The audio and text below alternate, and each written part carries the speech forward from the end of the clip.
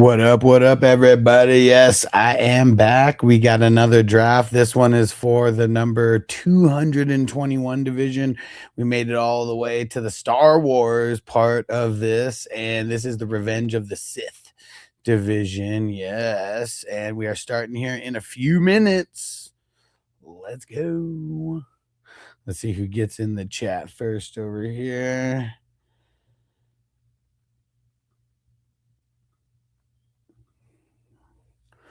Okay. We got 3 minutes. 3 minutes, everybody. Shout out to Daniel Berry. What up, Daniel Berry? Let's get it. You know what? Let me go put a message just in the chat.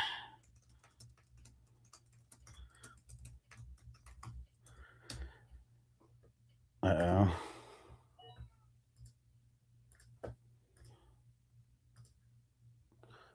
I was hearing a countdown. I don't know where it was. I have all the different slow drafts up right now. All right. I got the second pick in today's draft. Let's go. Jamie in that house. Shout out to Big Game James. What up, bro? Yes, I got the second pick. Wonder where Dave's going to go in front of me. Hell yeah, Gibbs or Bijan. You know it, bro. You know it. It's always a good draft. I feel like if you get one of those two guys to just start it off with your running backs. These damn running backs are so scarce. So scarce.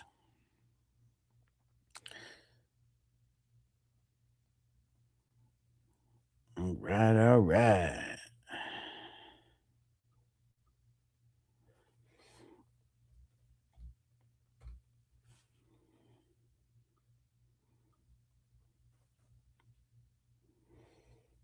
Dave's not here, man. Dave is not here, man.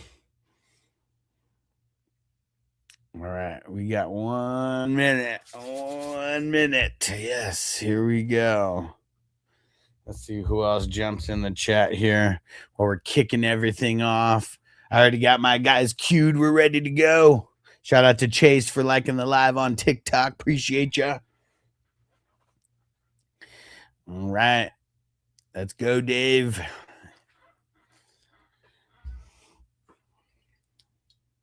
Dave, just take Josh Allen. I know you want to do it. You probably don't have enough Josh Allen, right? Hey, King D. Shout out to the LBC. What up, bro? Just in time because we're about to smoke it up. Here we go. You got perfect time. About to start a little puff give in this motherfucker. Let's see if he has to think about it and take some time. G Money, what up? In a 10-man keeper league, Jonathan Taylor, good keeper in the third round. Yeah, for sure. He's a good keeper. I mean, without any other options. I mean, I don't know if that's your best option, but yeah, that's for sure a good option because he's a first round guy, even in a 10-teamer. So getting good value there. But who else? Who are your other best keeper options, do you think?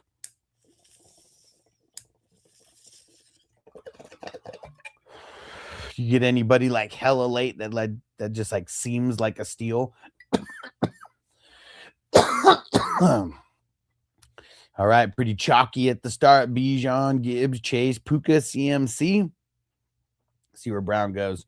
Puka in the first, Javonte in the 8th. Yeah, I'd probably keep Jonathan Taylor in the 3rd. I mean, Javonte in the 8th is pretty juicy. I wonder where he'd actually go in a 10-teamer because I feel like he's still he might be going maybe 5th or 6th round.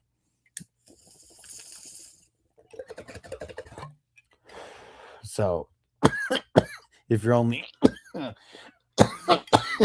winning by 2 rounds on Javonte, I'd rather win by 2 rounds on Jonathan Taylor. Uh-oh, where's Thick Brick? Thick Brick, Cole, where you at? Tag him real quick. Hopefully he sees it.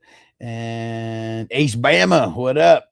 Said, any advice, keeper league? Should I keep JSN round 5, Rice Town round 10, or Scat round 13? Woo! G Money's, I'm coming to your house, brother. You already know. You already know. It's always fun around here. Dude, Ace Bama. This is kind of a shitty decision because they're all really, really good options. I mean, JSN probably going to be a first rounder, so you're winning by like 4 rounds there. Rice, I don't know where he would end up getting drafted. I mean, because he could be a 3rd, 4th, or 5th rounder, just depending on the league. And then Scat, he's probably like a 4th, 5th, or 6th rounder. So, I mean, I feel like you're winning the most by taking Scat in the 13th round. But I feel like I'm just taking JSN with that 5th rounder, man, and staying as top heavy as I can. You also didn't say how many teams, a 10 team or a 12 team? Because especially, I mean, it almost doesn't matter, 10 team or 12 team. I want to be the most top heavy that I can.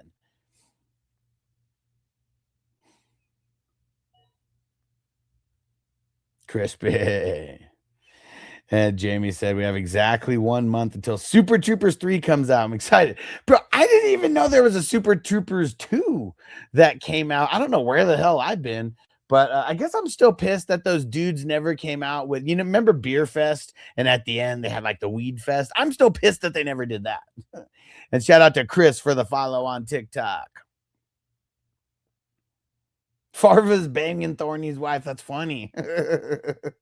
Sing it again, rookie biatch. Ace Bama 10 team, half PPR. Yeah, for sure. I'm going JSN to get as top heavy as possible. In those 10 teamers, man, you got to be real top heavy. It's not about the depth. Like depth almost means nothing because anybody can get depth on the waiver wire in a 10 teamer. So like, yeah, you got to get as top heavy as possible.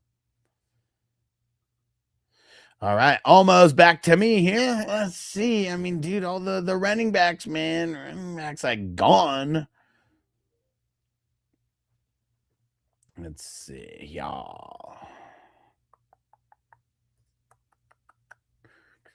Damn, dude, Derrick Henry at the 2-1.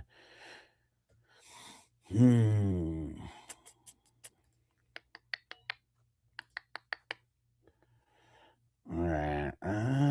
Man, you know what? I'm going to jump for Chase Brown here. Let's jump for Chase Brown. Because I'd rather have him in the second and not miss out on him. I mean, I'm still going to have very similar options here in the 3rd round. Curious where Dave goes. Even though Dave's not here, man, he's always sniping. Hey, Doug, haven't seen you in forever. Doug.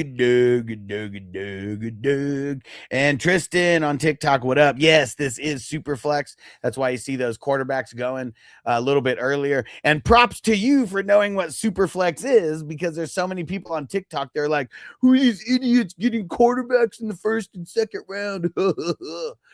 So props to you for knowing what a Superflex is. You're not one of these like rookie weirdos on TikTok. And Doug, you are a fucking savage, man. 4 bean burritos from TB, assuming Taco Bell's, and mayo on the side. Oh, you savage. And Cosme said Superflex is the best. You ain't lying, bro. I really don't like single QBs because, like, dude, quarterbacks like literally mean nothing in those leagues. And I don't know, man. I don't know how the most important position in like all of sports could like mean nothing in fantasy football. It almost that almost seems ass backwards to me. So I'm glad we got some Superflex peeps that are in the chat. And Noah said JJ obviously a dog regardless.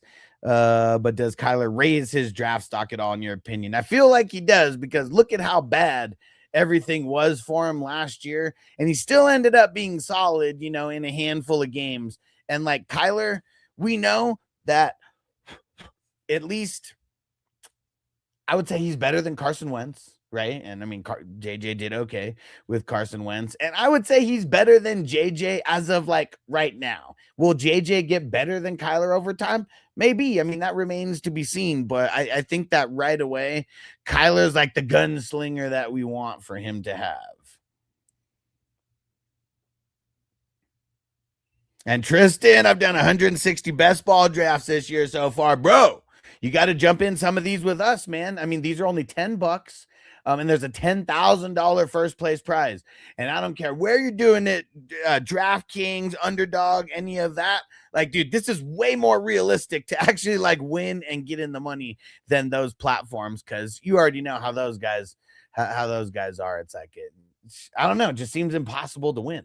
But yeah, dude, just message me on Sleeper if you ever want to try it out. Only $10, and my Sleeper name is at FF Hustler 420. You'll see me. I'm number 2 in the draft here. And shout out to everyone who jumped in on TikTok. Anybody have any fantasy questions, feel free to throw them in. We're just vibing around here. Any 420 peeps, you came to the right place. And yeah, man, let's hang out and watch the draft. I do these drafts all the time, and it's always around this time as well. Jamie, he said Weed Fest was initially a joke, but then the team tried to get it going, but the studio never picked it up. I mean, I'm sure it was a joke, but like the stoners wanted it. The stoners wanted it. Hey, Preston, he made it. What up, bro? He said, I was doing a mock and got surprised by the defensive players getting drafted, bro. Yeah, so there is IDP involved in this, but there's only 5 defensive spots, so it's very, very easy to fill.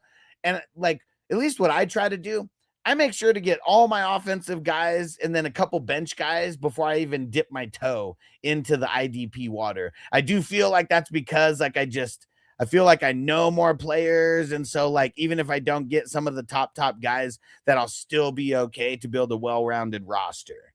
So if you don't know a bunch of IDP guys initially, don't be afraid to like draft all your offense and then draft like a couple IDP guys, you know, just to make sure that like you're getting some of like the top elite guys as well.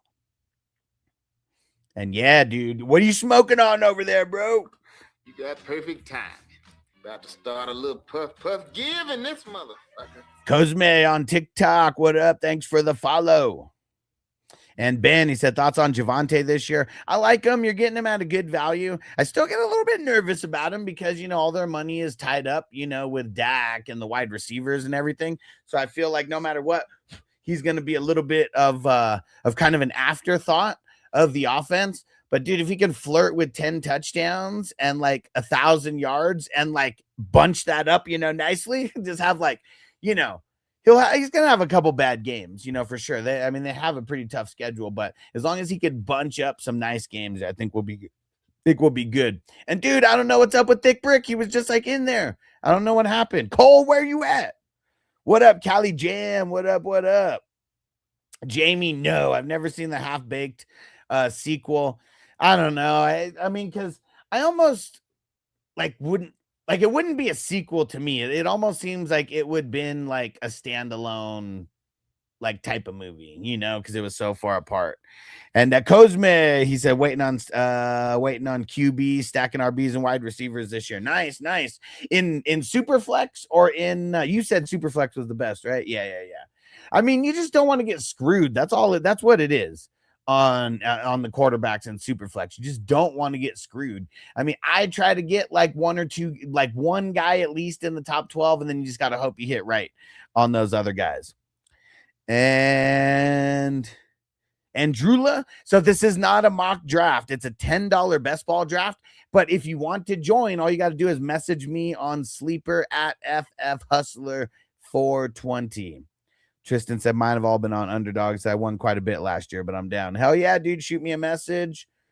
Actually, I see I have not a new message, but yeah, man. I mean, that's dope that you won. I'm in Vegas, so I can't even play on underdog. That's what sucks. Tristan said, with IDP, I'm assuming Travis Hunter's stock is up there a little bit. No. No. Well, I guess I would say to the average, like, I would say to the casual manager, you would say that it's up there, but he's really not that good on offense or defense, you know? So like, even though he like doubles up, if you don't get a bunch of like, you know, points on either side of the ball, you're kind of just like a blah mid-level guy anyways. So, I mean, that's kind of what I think of like Hunter. He's always been like a little bit overhyped, especially for like I would say the casual managers who might not be fully immersed in IDP yet, like for whatever they just think that he is super like, you know, valuable, and it's not. He's not. If he takes a step up this year, like maybe, but he doesn't get enough like passes defended or tackles, you know. And I can't see the name, but is this a real league draft? Yes, but it's best ball. So you draft and it's set it and forget it. So we do these in addition to all the other drafts that we do. And Preston says the burden hype worth it. Well, I mean, yes, but I also feel like it depends on how hyped, you know. I mean, in these kind of drafts, he's been going in like the 6th or 7th round. So I mean, I definitely feel like it is worth that amount of hype. But dude, when it starts getting closer to the season, man, we start seeing him drafted in like the 3rd or 4th round. I don't know if it's going to be worth it.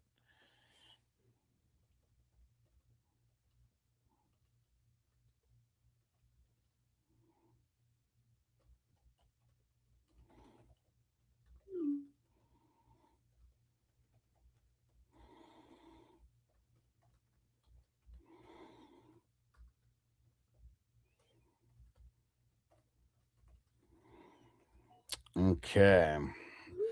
And TJ said, you saved? You said something? No, dude, I actually just like I needed to go get a haircut, but like it was getting too long. And like, you know, when you just like shave a little bit too much off in like a certain area, and then it kind of just messes everything up. That's kind of what happened. And then I took everything off. We're just going with a little bit of the beard, and everything's just gonna grow back fresh. I feel like it's time to shed off, you know, shed some of those demons away as well. Crispy said Hendo's gonna have he said he's gonna have an open box with AJ there. I mean, I don't know about an open box, but definitely with AJ Brown coming over there's definitely gonna be more less stacked boxes, that is for sure. But there will be less stacked boxes than last year, that is for sure. And Inglorious Staffords, everyone should wait on tight end and QB this year. Well, I mean, if you're talking about, you know, the regular single QB leagues, like, yeah, you should never draft a QB early. There's actually zero reason to.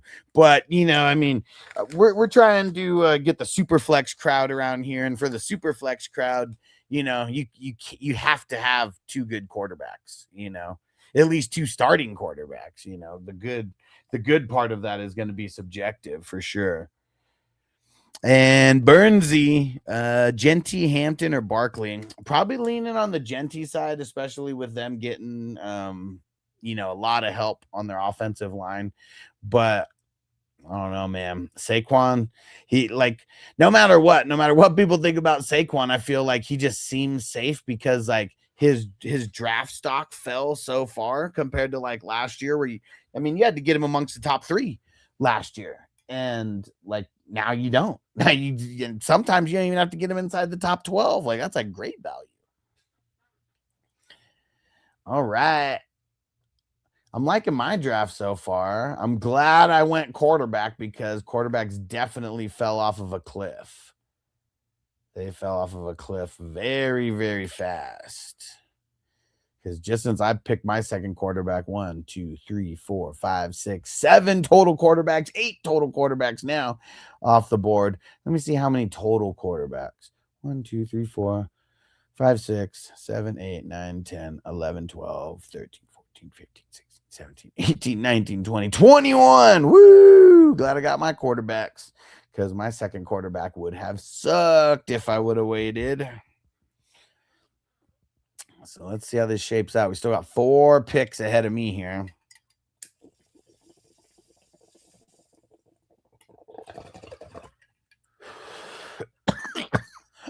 Let's see where Brown goes. Kind of needed a second quarterback there. It's getting very thin. Getting very thin.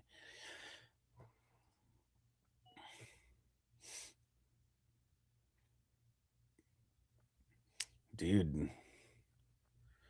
Everybody except for Dave has 2 quarterbacks now.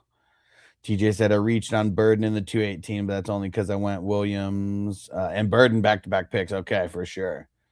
And Brown said I thought Kyler would have made it, bro. Literally 1 pick ahead of you. 1 pick ahead of you. King D was not letting it happen, man.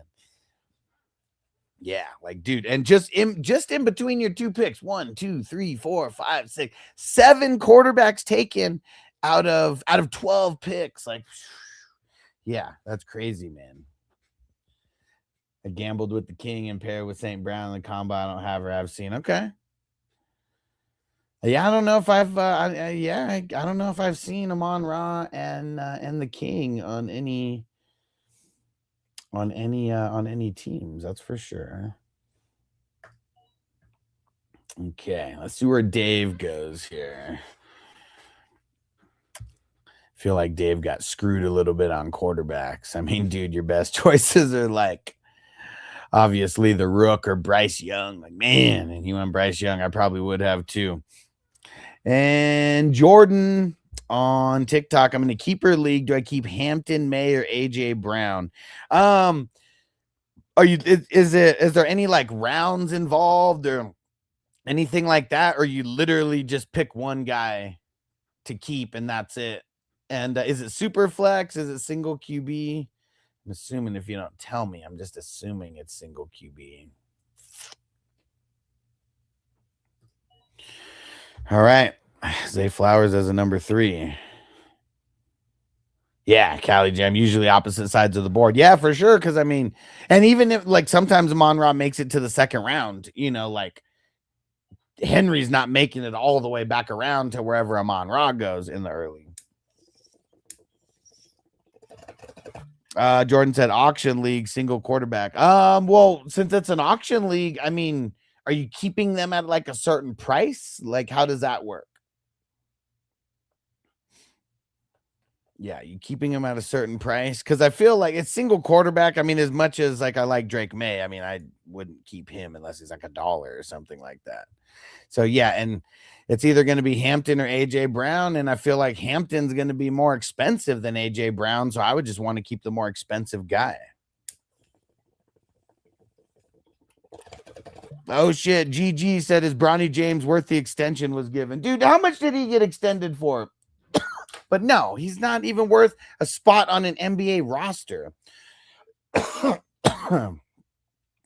Jordan May was $1, Hampton was 25, AJ was 40. You pay an extra 5 on top of last year's auction. Shit. I mean, what's the total budget? But I think I want to take Hampton for 30.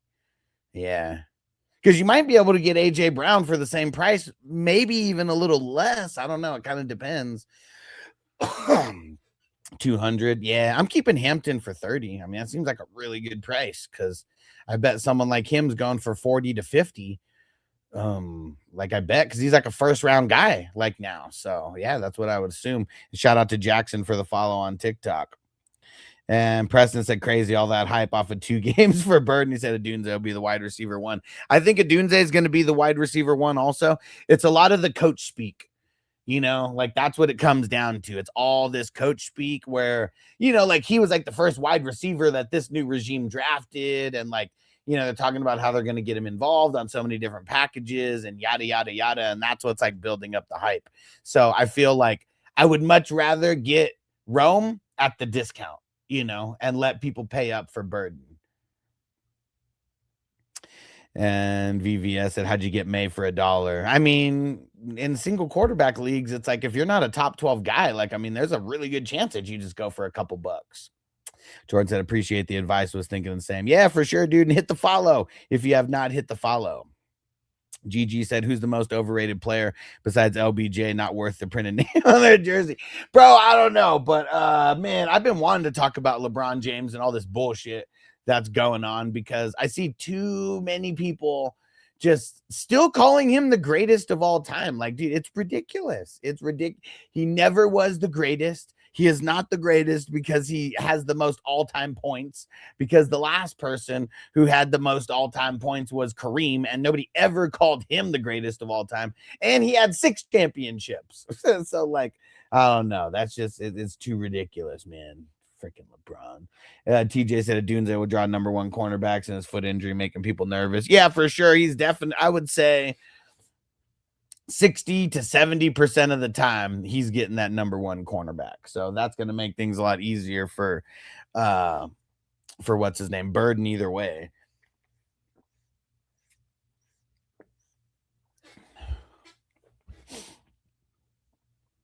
TJ said, and the head coach has compared him to Amon. Yeah, for sure. I mean, the head coach is like really stroking him off. Like, I mean, that's the biggest thing that I feel like is driving his value is like, dude, I mean, at any chance that he could get, it's like, I feel like we're just hearing more and more about Odunze. Where do I go with this pick here? I know where I'm gonna go if LJC doesn't if you don't snipe. Yeah, VVS at SGA. I mean, dude, he's pretty hyped, man. Crispy said Larry Bird was the greatest. Man, Larry Bird's the man. And you know what's funny about Larry Bird is like you hear these stories when like people are coming out and they're like, Larry came up to me and was like, man, the disrespect of you guys putting a white guy on me to guard me. Like the disrespect. Like if he wasn't guarded by a brother, he felt disrespected. You know what? I gotta do it. Got to do it. King D said LeBum James, so glad he's gone. Like that's what's crazy is like, dude, like Laker fans who were not like LeBron fans that followed him to LA, I don't think ever liked him coming to LA. I said that LeBron James's tenure in LA was a failure by LeBron James standards. Am I wrong? I mean, they missed the playoffs twice, got swept twice. I mean, they won because of AD. Like it's crazy that the LeBron fans don't give AD credit like at all. It's funny. Just like they don't give Kyrie credit or D Wade. Like it's insane. TJ said, I politely disagree, old man. Yeah, I mean, Larry's up there. He's top 5. And I mean, he's still the last person to win back-to-back-to-back MVPs and like dominated the 80s. I mean, Jordan would have been getting going way sooner if it wasn't for Larry and those Celtics.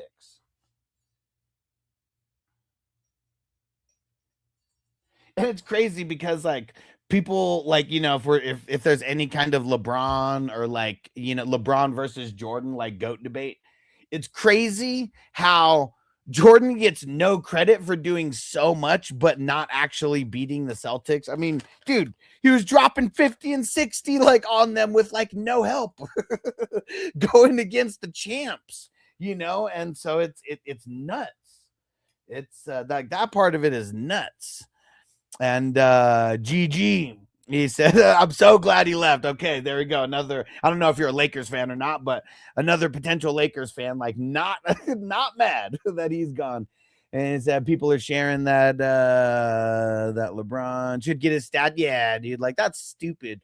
You win one champ, like, because they're like, oh, but Shaq only played with the Lakers for 8 years. But Shaq was there for 3 championships. It was him and Kobe. You know, like, dude, for 3 championships. Like, I was thinking about it. Like, dude, in 11 years, that Lakers team won 5 championships in 11 years. Like, that's insane. Because people talk about LeBron going to 10 championships in a row. But, like, you didn't, like, if you lose more than you win, like, that doesn't make you great. Like, the Buffalo Bills are a great example. I know they didn't win one, but they got there 4 years in a row and faced, like, literally some of the teams that we say are the best ever, and they get no credit. So, like, why would LeBron get credit for making it and losing all those times? And Gigi said, I was just telling my bro once LBJ came to the Lakers, we wouldn't have a true dynasty.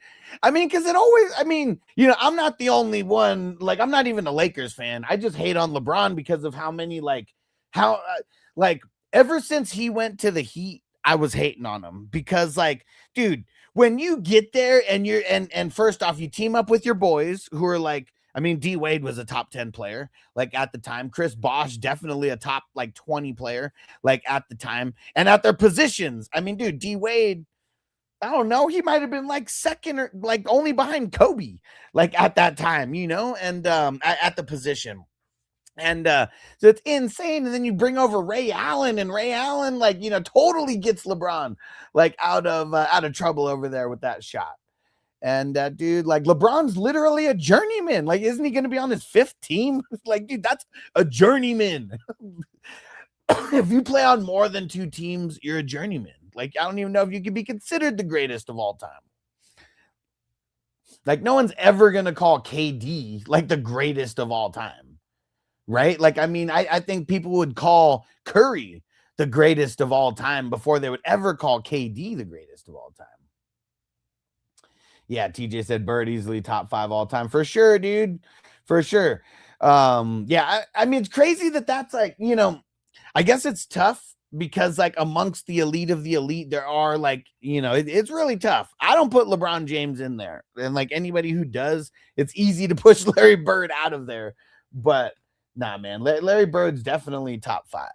Definitely. And Magic has to be up there too as top 5 because just those two guys in the 80s, like, man, I mean, NBA wasn't even televised live when they were first getting in there. Like, I mean, they were like the first step of like taking the NBA to the next level. And then Michael Jordan, like, definitely like took the reins and then took it from there. Jordan versus Bird was still awesome video game, dude, for sure. And that would like you know, that Michael Jordan, I think it was that game. And then they skipped over NBA Jam and all those other games. He became part owner of NBA 2K. That's why he was in it, because they gave him part ownership stake. And he was like, all right, but I got to be a 99. They're like, done. And Crispy said Larry was good. And any level, it said assists, 3 points, talking trash, playing with the broken back. I mean, yeah, dude. And like back then, you couldn't be a wimp. Like that's, you know, you couldn't be a wimp because like pride meant almost as much as winning, like back then. And that's what's crazy is like, nobody cares about winning now because everyone's hella rich. They're all hella rich. So, I mean, I get it. You ain't hungry no more. It's like, fucking, what's his name? Like Tyrese and Too Fast, Too Furious. We ain't hungry no more.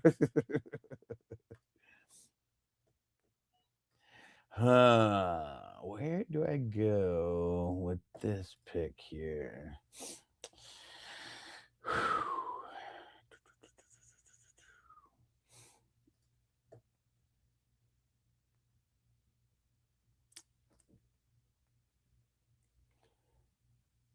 Oh, jeez. Looking for something. He got drafted a while ago. You know what? This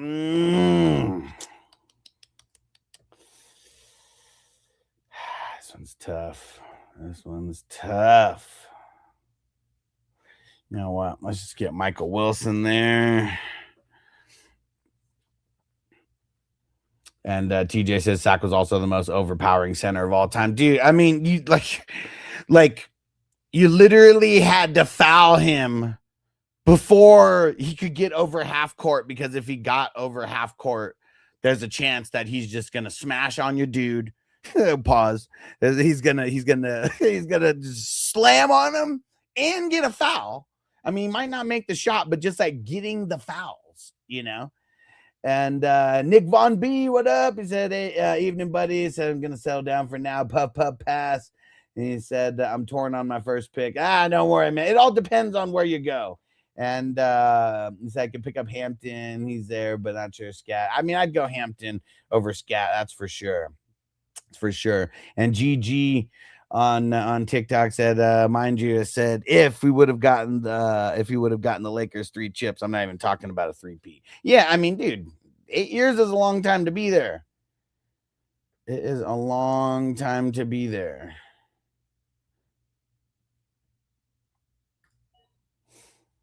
And I said I'd call Rodman the greatest of all time before LBJ. Yeah, for sure. And I mean, you know, no one's calling Rodman the greatest of all time, but greatest rebounder of all time, and it's not even close. You know, I mean, dude, just when you hear him talk about rebounding and the science that was going behind it, now he's like literally counting the rotations of people, you know, the times that the ball rotates, like in people's shots, like, dude, just next level. Hey, shout out to Minnesota Marty. What up, bro? GG said I call Muggsy Bogues the greatest of all time before LBJ. Dude, Muggsy was the man. Like, dude, being that small and being able to just hold your own at all is insane. Marty said Argentina versus Egypt today was insane. Bro, I did not watch. But I believe it, man. The round of 8 getting crazy. VVS said Kevin Garnett got to be talks for the top rebounder too. For sure. I mean, when it comes to power forwards, I think KG, like, I don't know if he's going to be the greatest of all time because I still feel like that's like Tim Duncan for like the power forward. But I guess like, I don't know, like Tim Duncan, like for like today's standards is like a 5, like not a 4, you know? So I guess it just depends on, you know, where you put him at the 4 or the 5. But like, dude, I feel like outside of like Rodman, Duncan, like, dude, I'm even trying to think like who else should be up there with like KG because he definitely has to be one of the greatest. And he said, "Oh, Duncan for sure." Yeah, I mean, Duncan's got. I mean, you know, he's Mr. Fundamental. He's got all the awards. He's got all the championships. And like for as long as he did it, getting those championships, like, dude, like they were never not good. Like when Duncan was there, like that's crazy. They were never not good. They were always good and in the mix. Barkley for sure. And dude, it's crazy that Barkley dominated at the 4 and he was like what, like 6'4, 6'5. Like that's also like insane, you know, when you think about that. Like, I mean, Rodman, he's like 6'9, 6'10. Duncan, same thing, you know, LeBron, like same thing. But like, dude, Barkley at 6'4 or 6'5, whatever he was, to be able to hold his own, you know, at that power forward position. It's insane. Marty said, I never got to watch Michael play live. And he said, and the league is softer, no doubt, but I got LeBron top 5, no doubt, when it came down to the 3-1 against. Yeah, but see, like, here's the thing. Everybody says, and not everybody, but when it comes to that, like, argument of LeBron James beating the Warriors, best team ever, they were not the best team ever. You know why? They didn't win a championship. Every team that was great that Michael Jordan played, the 50-win teams, the 60-win teams, it didn't matter because they weren't a 70-win team. Like they weren't the greatest of all time. You know, like those Warriors teams were stacked. But like, come on, man. Draymond getting ejected for game 5. I mean, come on, man. Like, you can't tell me that, like, LeBron just won it without, like, politics, like, coming into play and without the league, like, wanting it to happen. I mean, LeBron James, all-time scorer of all time, right? But, like, how come Jordan, who's not the greatest scorer, not the most all-time scorer of all time, how come he has, like, 100 and something more 40-point games than LeBron? You know? It's like, a lot of these longevity stats, like, you know, they're great, but like, is anybody going to say that Darren Sproles is one of the best running backs ever? But like, if you go look at his stats, like his stats are insane. Like people won't even say that Frank Gore is like, is like top, you know, at the position, even though like when it comes to all his stats and longevity, like he's there, you know. It's like LeBron like gets the goalposts like moved for him specifically.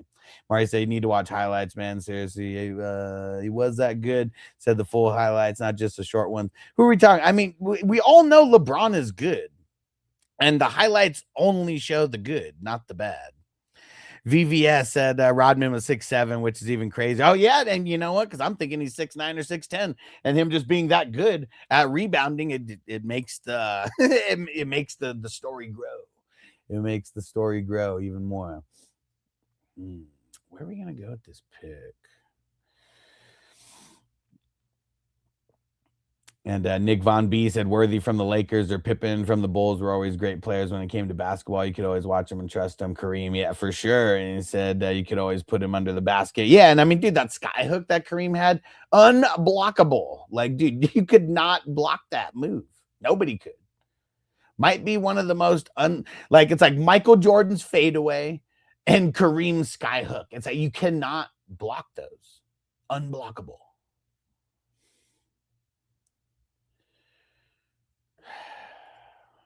Let's get another running back here. And Marty said, I agree. The Bulls teams were better, but did Michael beat a better team than that? I mean, see, that's the thing, man. Like it depends on the rules because a lot of those teams that Michael Jordan beat in the championship would destroy teams like the Warriors because the Warriors, like their biggest enforcer is Draymond Green. Like, think about that. Like, their biggest enforcer is Draymond Green. So if you play by 90s rules, they're getting blown out of the water. You're getting hand checked at the 3-point line, you know? So, like, it just wouldn't be the same. And, like, if the Bulls were playing now, when you could literally, like, you can't play defense, Jordan is averaging 50, like, against teams like that. Like, he averaged 37 in the 80s, like, averaged 37 in the 80s in his third season. You know, like, we just got to think about that. Like, it's just like, it's not the same. Like, the thing that the Warriors did that LeBron could never do is build homegrown talent. LeBron's never built homegrown talent. Jordan built homegrown talent because he made Horace Grant, Scottie Pippen, Dennis Rodman. I mean, Dennis Rodman was already good before he got there. But, like, let's remember, nobody wanted to mess with Dennis Rodman because nobody could control him. Michael Jordan was so good that he just controlled him, that he was able to control him with his greatness. And TJ said the title went through Chicago in the 90s. Everyone in the league knew they had to beat Jordan. Right. And see, like, that's the thing. Like, you can't, like, Jordan was the best. So anybody saying, like, he didn't beat a team as good as the Bulls, that's irrelevant because he made his teams the best. If LeBron was the best, he would not be the underdog every single time that he's gone into the championship. He's always the underdog, always, because he's not that great. And they're building these manufactured teams that could only, like, last for a couple years and then they fully disintegrate. VVS said he made Steve Kerr. It's so funny. Like, Steve Kerr was like, yeah, you guys remember that game? He was like, we're in the huddle. And Mike is like, you know what, Phil? I can't handle this pressure. Like, I need to pass it to Steve. Like, Steve is the only one who can handle this pressure. And, like, Michael Jordan is, like, dying laughing, you know, like, and if I was Steve Kerr, I would remember it the exact same way. Like, Michael Jordan said, I need to pass it to Steve because Steve he's got the cojones. Oh, okay. Mario said, no, the soccer game. Okay. Okay. Just need to watch the highlights of the soccer game. Okay. I believe it. I'm sure I'll see some on social media because, dude, I mean, we're seeing these World Cup clips everywhere. Crispy says started to take Kroski. I mean, it's not that bad when you're taking him as, like, one of your top bench guys. You know, like, I definitely don't want to take him as a starter, you know, or inside my top 10. But, dude, get him in the 12th round. I don't feel bad about that. And right, VVS, like, if I was Kerr, I wouldn't remember it any other way. It's that Mike said that that I had the balls of steel to, like, take the shot and make the shot. TJ said Pistons would knock the fuck out. Dude, I mean, see, like, I don't get how the Pistons don't get any respect. Like, from that era, like, dude, like, they were so good. I mean, what didn't they make it to 3 finals, like, in a row and won back-to-back championships and held Jordan down for, like, 3 years? And dude, it took Jordan, like, getting in the gym for those, like, 3 years. Because even that first time, they still lost with Scottie Pippen, you know? Like, it took Jordan getting to the next level. Crispy said Dave's on coke. Wow, he's treating his nose to some coker. No way. Marty said they were down by 2 with 15 minutes in the game. That's insane. And they scored 3 to win it. Or, I mean, scored 2 and then maybe in the extra minutes. Dude, and Marty, I found out where the extra minutes come from. It's the stop time. I heard him talking about that yesterday. So it's 90 minutes plus the stop time. So I think throughout the entire game, they're keeping track of that stop time somewhere is what it is. VVS said he'll for sure split carries with Rashad White. Yeah, definitely. And dude, I mean, Rashad White might end up being the 1A, right? I mean, it's kind of tough to even think about that because, like, JCM did so good last year. All right, you guys getting a little IDP crazy.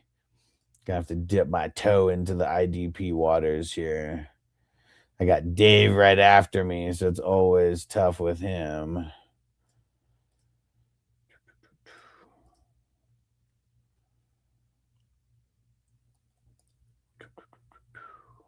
All right, I know where we're going. We're going Quincy, baby.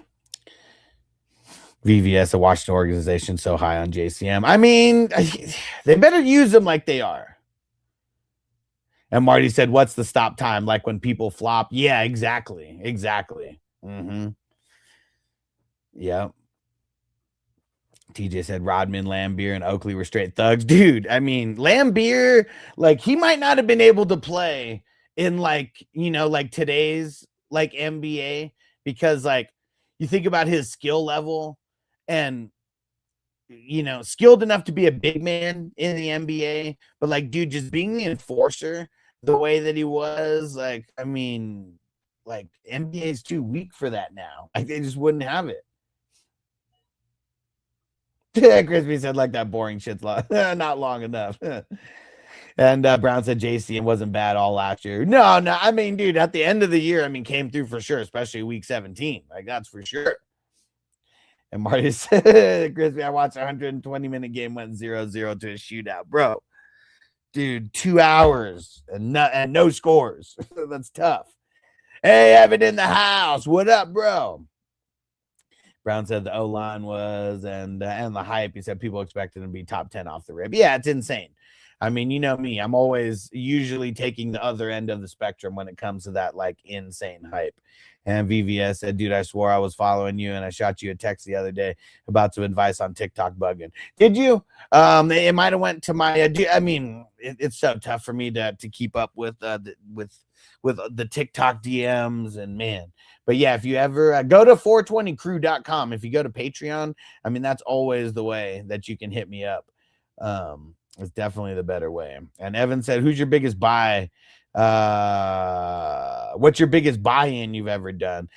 Biggest buy-in, probably, well, see, $600 league was probably my biggest single buy-in. But like last year, for example, in this tournament, I played in I drafted over 100 teams. So I mean, that's over $1,000. I mean, it was, I didn't win $1,000 back. So I donated a lot. My teams were so good in week 16, and then they flopped in week 17. It was bullshit. Jesse said, if you had to choose what pick you want in a draft 10-man, first, I always want first. You know why? Because you get the highest number 1 pick, and then you get the highest number 3. Like, and no matter what, you gotta be correct with how you hit. But more championships come out of the number 1 spot than any other spot. And it's because you get in a 10-man league, you're the only one who gets 3 picks inside the top 21 picks. So like, that's where the advantage comes. And DM Fresh said, who takes a QB round 1, bro? You're just showing your rookiness, man. You don't know about Superflex leagues? Come on, bro. Come on. You're showcasing that you're a fantasy rookie, bro. Come on. Don't do that. Evan said, who should I pick round 3 and 4 at the turn? I mean, it depends on who's there. I mean, I have no idea who's going to be there, but I would probably, if you have like see, it depends on what pick you have. You said the 3-4 turn. So I'm assuming you have, like, if you have the number 1 pick, no, you'd have the number 10 pick. I don't know. I'd probably be looking running back and wide receiver at that point, though. Crispy said, that's like going to the club and watching your friends not score. But if you score, what's the difference?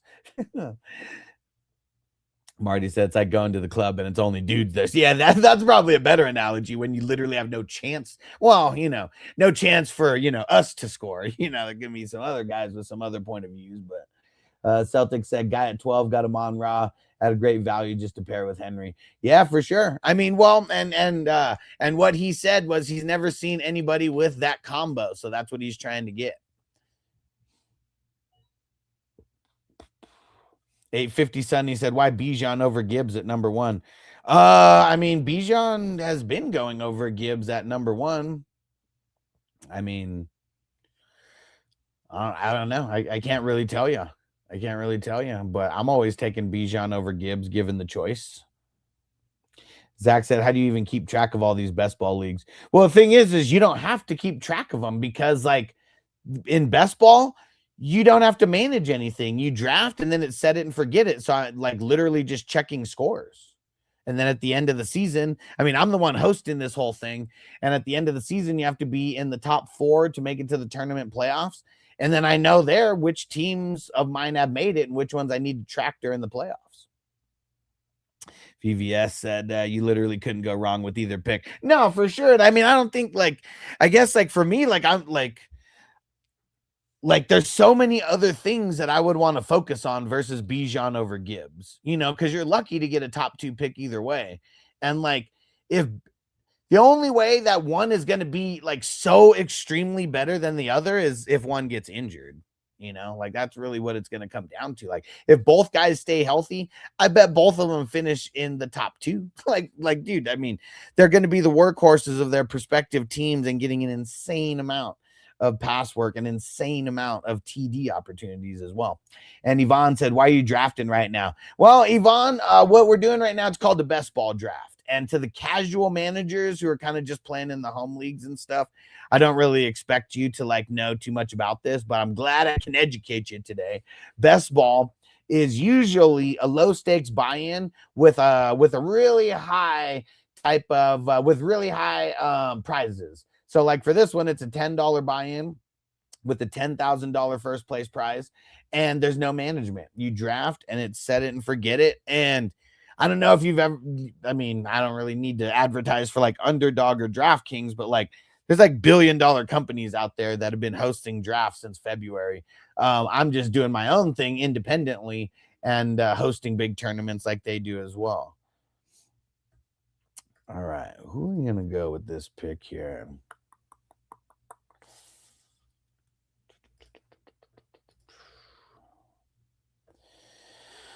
All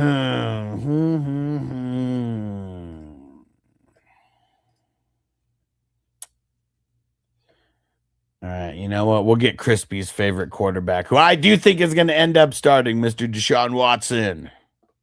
Yes, letting Ivan know. It's an addiction. It definitely is, man. It definitely is. It's an addiction, man.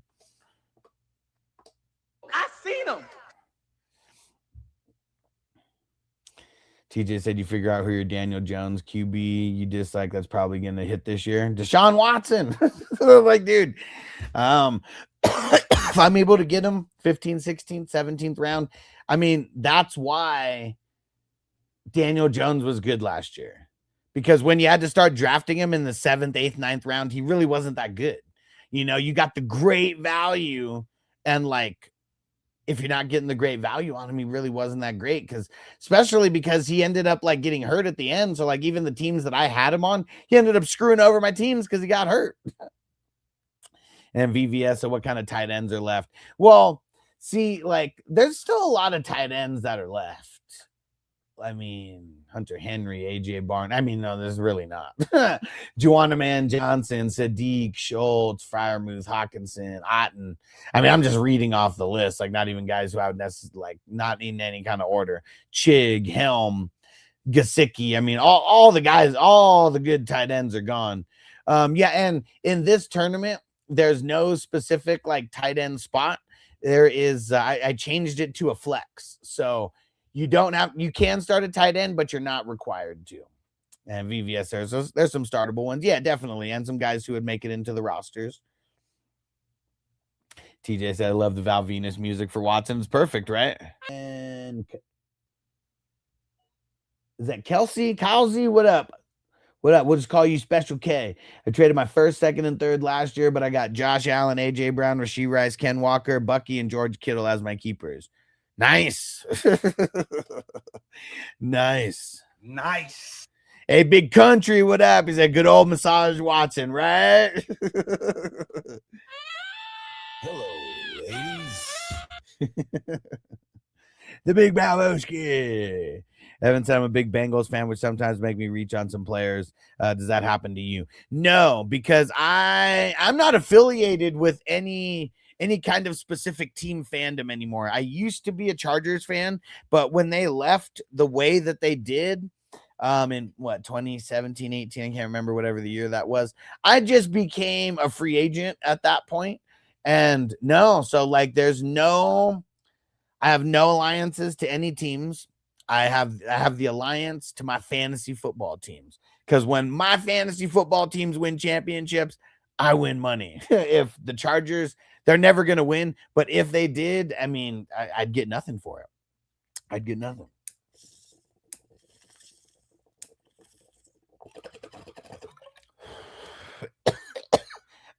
And also, you ever seen The Bronx Tale?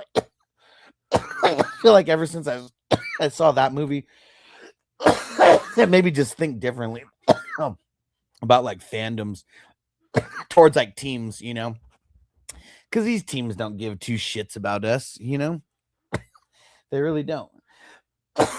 I'm not saying that like, you know, they need to like do stuff for us or anything, but I mean, it is, you know, these guys aren't gods. These guys aren't superheroes, you know. And VVS said Deshaun had such an unfortunate career. Turned Deshaun on Houston was something to remember. Yeah, for sure, man. And I'm still amongst the conspiracy theories amongst all that the owner had a lot to do with all of this. Not saying that he wasn't doing things that he wasn't supposed to. But that owner, like when all that drama started happening, like that was not a coincidence that all of this happened. And I think that's the tough part for like me when people hate on Deshaun is like, yeah, he's done a lot of bad stuff, but a lot of people have done a lot of bad stuff. But I really feel like that the owner is the one who made everything come to the forefront with his lawyer buddy.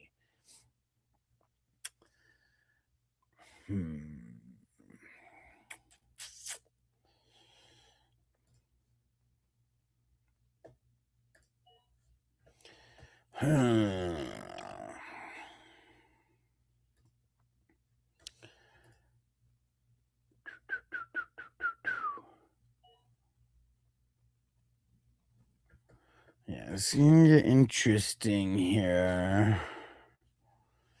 Because we're getting to the part where it is all ugly. It is all bad.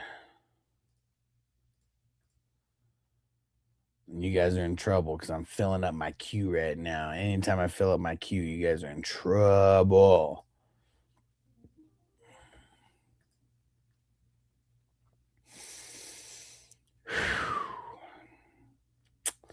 Man, you suck, Dave. Because I was totally like Jennings and Spillane. Those were the two guys that I wanted to draft. And I'm like, who is he more likely to draft? You might need a wide receiver more than a linebacker. So I took Jennings and then you take Spillane. Oh, man. You bastard. And 850 Sunny, I'm going to take Kyle Pitts at the 10-1. I mean, that's not a bad pick. That's not a bad pick if he may. Oh, at the 101. Now get out of here. Get out of here. No, you're not.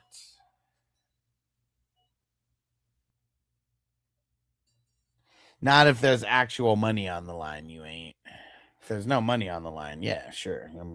I've seen people do crazier things than that.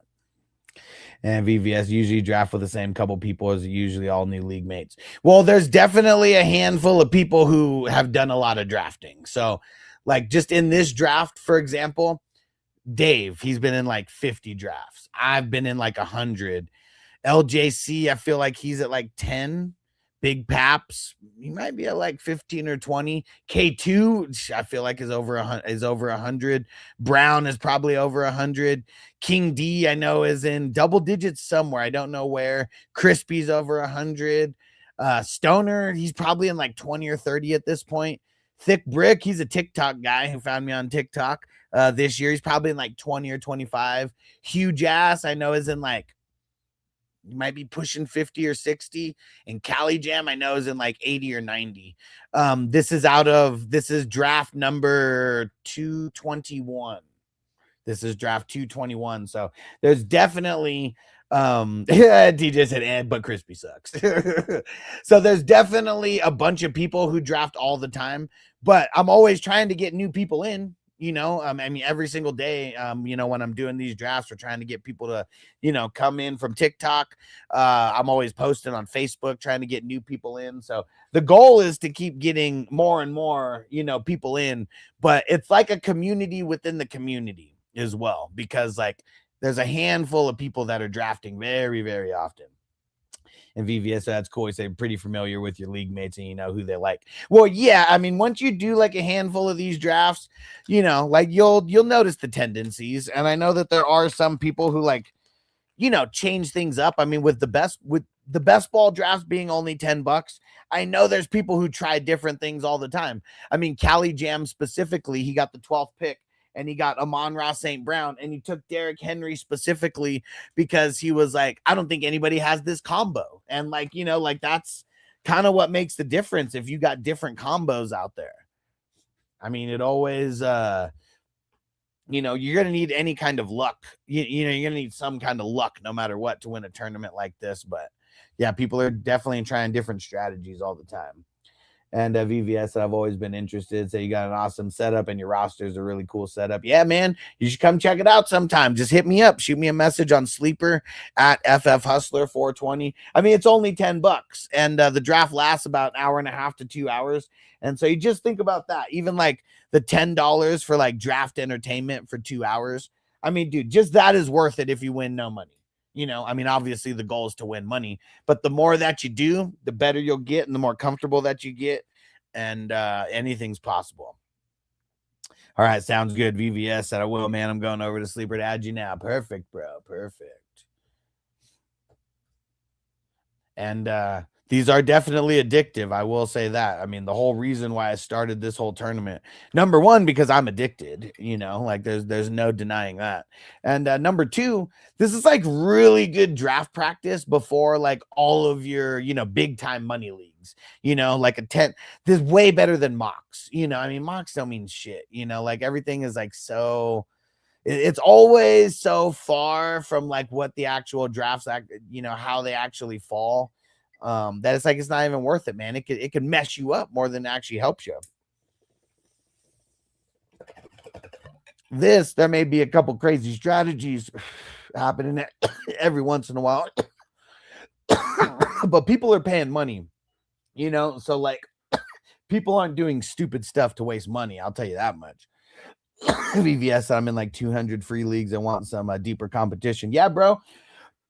So like these ones, I mean, they're only $10. I mean, I try to make things, you know, like relatively cheap. Like, I mean, I do have like, I'm going to be hosting two $600 leagues and two $100 leagues for like redraft. But like outside of that, a lot of the leagues that I host are like $55 or less. Because like, I feel like at this point, it's more about quantity than quality, because the quality with all these leagues is there, you know, but I feel like you can only play in so many $100 leagues, you know, you can only play in so many, like leagues that are higher than, you know, than 100 or whatever. So yeah, I feel like I've always wanted to play in as many leagues as I could. And I think now I probably play in about 30 something dynasty leagues and then 15 to 20 like redraft leagues. So, you know, somewhere around 50 leagues.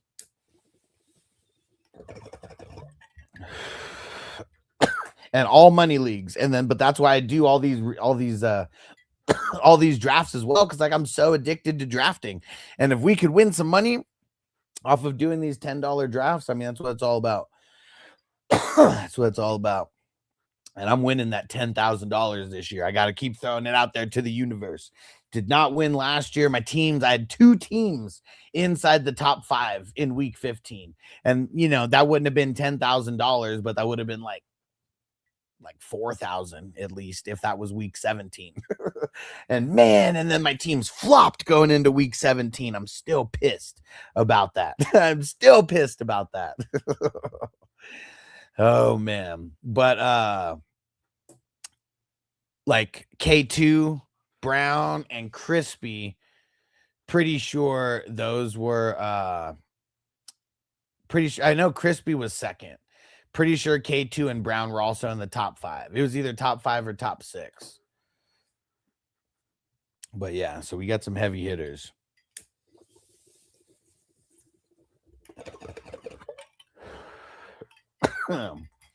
Dude, Cali Jam. Getting crazy over there with the IDPs, bro. Take it easy. Take it easy. Yeah, I need to get more. I only got 3 right now. And YYC said, geez, yeah, man, it's crazy. And VVS said, huge winning pots for those 600 buy-ins. Yeah, so let me see. I forget off the top of my head what it is, but and they're going to be live Vegas drafts. If anybody's interested in a live Vegas draft, definitely let me know. It's going to be August 22nd. I already got the hotel room booked. I mean, we're doing it hangover style, man. It is going to be sick. Let me see. Hold on. Let me get the bylaws for that one. Where the hell is it? Where the fuck down there? Right there. Let me just go to the league and get it.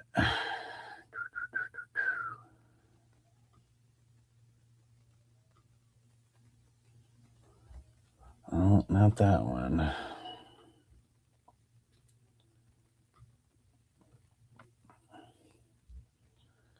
There we go. So it's 3,500 for first place. Also, there's a championship belt that's involved as well. It's a $2,000 belt. And but I know the guy who he creates wrestling belts for a whole bunch of indie productions, like indie wrestling companies out there. And so the belt is $2,000, but since I've been doing business with him for a while, he gives me a discount. We get it for $1,200. And so 100 of the $600 buy-in from everyone goes towards the belt. Second place, and the belt's all custom and everything. It's fucking sick. And second place gets 1,000. Third place gets 500. And then best regular season record 100. Most points during the season 100. And then every single week, weeks 1 through 14, whoever scores the highest in that week gets $50. So that's an extra 700 that goes towards that throughout the season. And you could win that, more than once. I think the league didn't exist last year, the year before it did. And I think one person hit the high score 3 times. And so they won an extra 150, just off of that. Dang it. That had to be the round that everyone was getting running backs, huh? Not cool, man. Not cool. But yeah, dude, the $600 leagues. If anybody wants to get in who is not in, let me know. One of the leagues, you have to come to Vegas and be there for the live draft. The other one's a $600 league, but you do not have to be in Vegas. And there is going to be multiple people who are double dipping and being in both of the $600 leagues like myself. It is going to be hella fun. And we have 4 drafts that are scheduled for Vegas as of now. 2 are 600 and 2 are 100. Yeah. And let me see. Let me scroll up a little bit. But, dude, round 23. We have made it to round 23. We are trucking along in this marathon here. So for anybody who does dynasty leagues, these guys might be getting drafted in different spots in dynasty leagues, but this will definitely help with the bench, with your bench depth that you need to be grabbing. It will for sure help with that.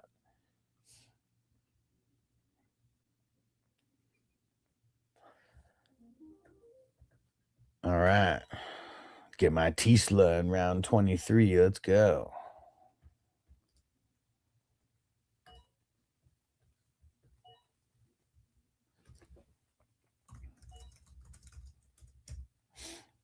All right. And VVS, I got your message. I locked you in over there. Responded. But yeah, a lot of cool stuff happening, dude. And I like it's tough for me to reach out to people unless I have like your cell phone number. But yeah, man, I got so many cool things going on as far as like leagues. And like if you've never done an IDP league before, like doing just I would say doing like 3 to 5 drafts. I'm not saying you're going to be an IDP expert or anything, but I bet you will shit on anybody in like a home league that has IDP or a work league that has IDP or anything like that just by doing a couple of these drafts. Like every single time I go, like I see like a fantasy creator, I always ask them 3 questions. This is how I know. And nice, VVS. I'm familiar with IDP money leagues. Oh, he said I'm familiar with IDP money leagues is new to me. Sounds good, bro. And yeah, any questions you have, let me know. I mean, one thing I will say is, I mean, even the scammers, I'm sure would say that they're a reliable source, but like you can see just by the people who are in like the YouTube chat, like it's mostly YouTube people. Like TikTok, I don't have a big following yet. There's more people on YouTube, but like you could just go into the YouTube chat and ask how long that they've been playing in money leagues with me and how much money that they've won. Like I'm not scamming people, you know, like, dude, you guys hear about that ESPN guy who's like, he got into a car crash and he had his arm like amputated or something crazy like that.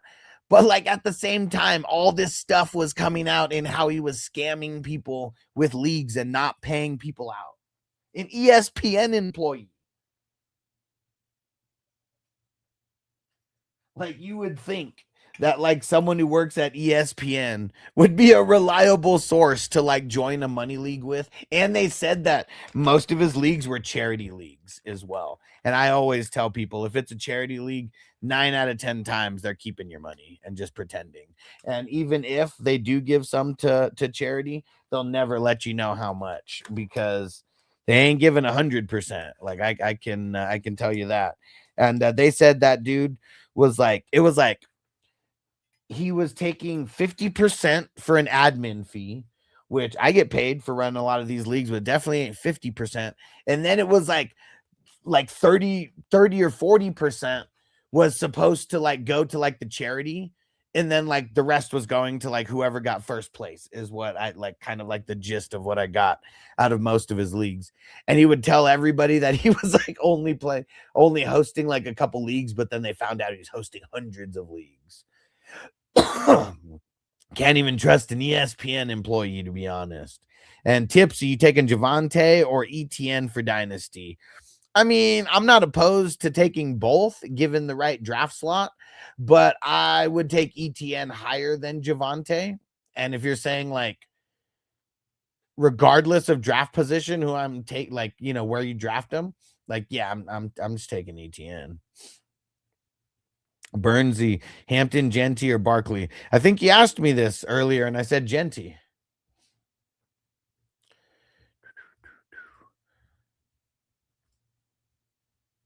All right, I've neglected IDP for a little bit. Let's get back into the IDP waters here.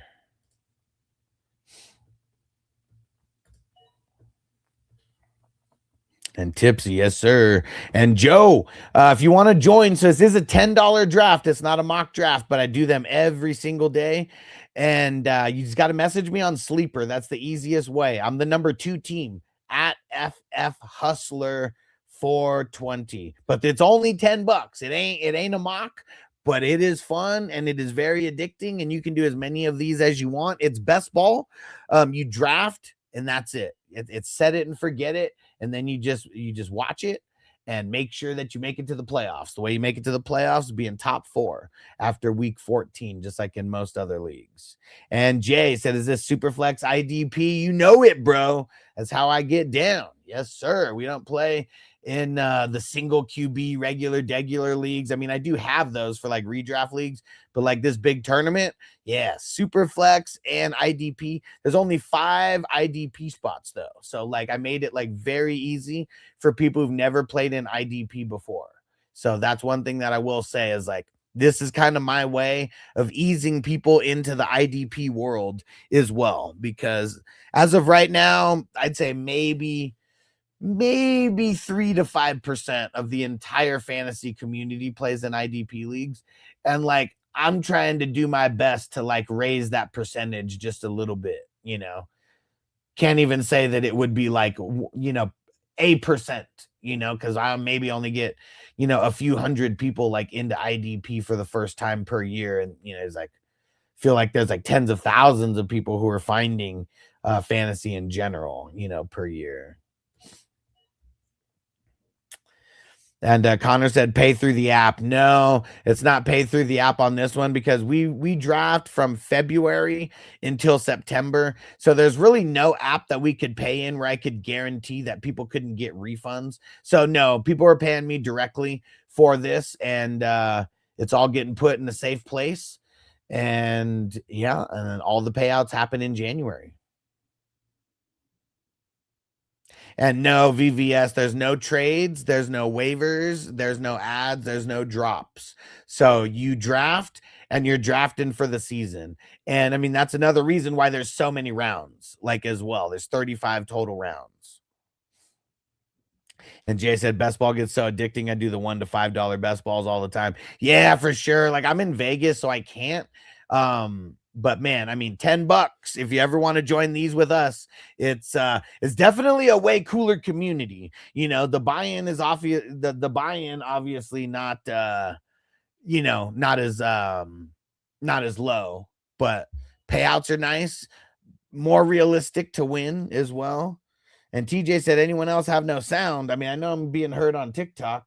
Can anybody else not hear me on YouTube? And Connor said, how much does first and second and third get? So, well, in this is a huge tournament. So there's going to be 100 total teams that get paid out. First place is 10,000. Dang it, off the top. I know the top 5 are all winning over 1,000. I know that much off the top of my head. I don't know the exact numbers. I know second place is somewhere in the 3,000s. I feel third place is somewhere in the 2,000s, and then 4 and 5 are somewhere like 1,200 and 1,000, like somewhere like that. I might be underestimating it. And Jay said, I see League Safe used a lot on Sleeper. Seems pretty safe. Yeah, but you also like I know probably more about League Safe than everybody. And if the league is not locked, anybody can go get a return on their money. Like that's the problem. That is the problem. And so it wouldn't be okay. Brown City here is fine. Okay. All right. TJ's good. Okay, cool. And VVS, I got you. These ones are redraft. Yeah, these ones are redraft. I do host dynasty leagues, but they work different than this tournament because there is dynasty leagues that I host that are single quarterback, no defense. Super flex dynasties with no defense, and then super flex dynasties with defense. Those are like kind of the 3 styles of leagues that I host on the regular for dynasty. And Liam, what up, bro? Hey, what's going on, bro? You found me on TikTok. Let's get it. Man, who do I want to get with this pick? 26th round. All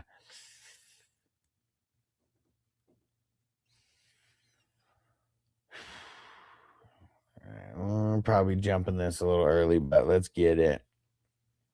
And Connor said, I've never played with defensive players.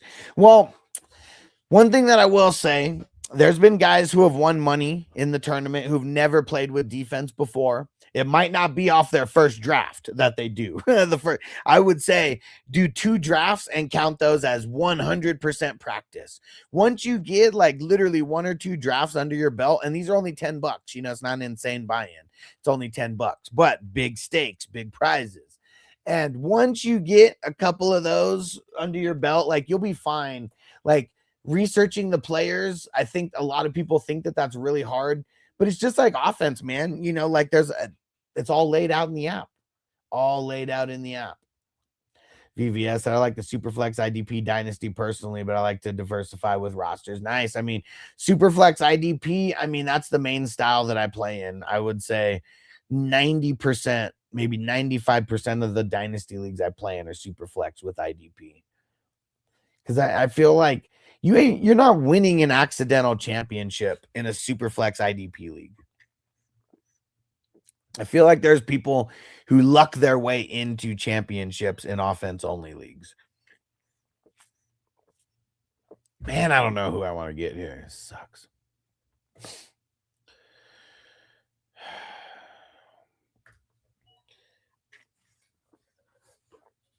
All right. How many IDPs do I got now?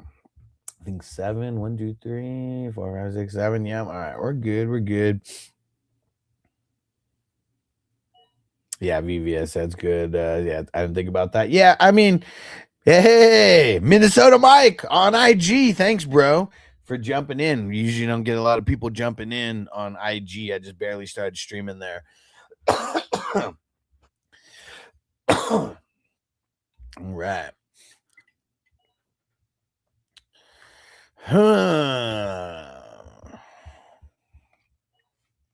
Brown said, I waited forever on IDP. Got to finish up, do strong. Let's see. Oh, shit. You waited until round 19 to kick off IDP? Woo. Dude, yeah, man, you might be going IDP rest of the way, huh? And VVS said you're on all the social platforms. Yeah, if you go to fantasyfootballhustler.com, you'll get all my links there. But yeah, like I'm on YouTube, Facebook, Instagram, Twitch, where else? TikTok. Yeah, I'm live streaming on all of those like right now. So like, yeah, YouTube's the one I've been live streaming on the longest. I started there during COVID. I barely started live streaming on TikTok like this year. Like I did a little bit last year, but I was just doing it from my phone. I finally upgraded my computer, so now it's got enough power for me to stream to all of those places at once. That was like my biggest issue, not having enough RAM to be able to do it. But now we're good. So now I'm streaming like everywhere.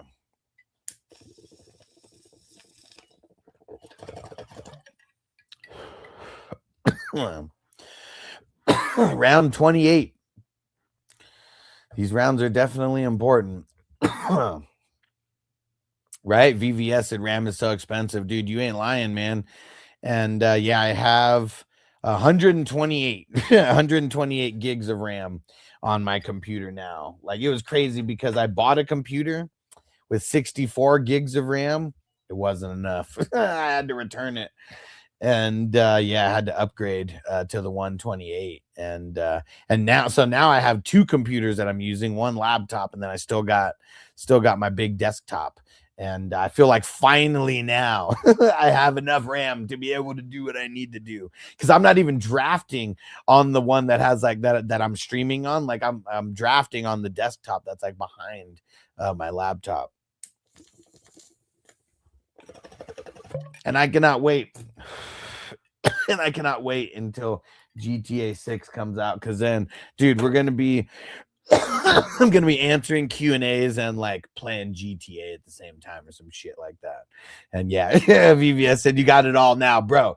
If 128 isn't enough, like the first computer that I bought,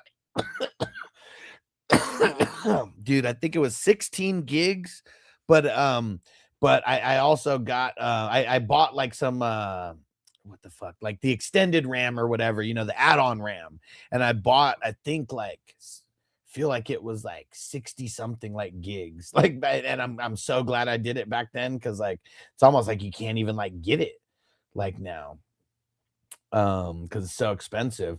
And so like that held me from 2020 until 2026. So like that held me for almost like 7 years that I was doing it. The past year I was really pissed and like really needed to upgrade. But yeah, I finally upgraded in 2026. I'm like, this shit better last me another 5 or 6 years.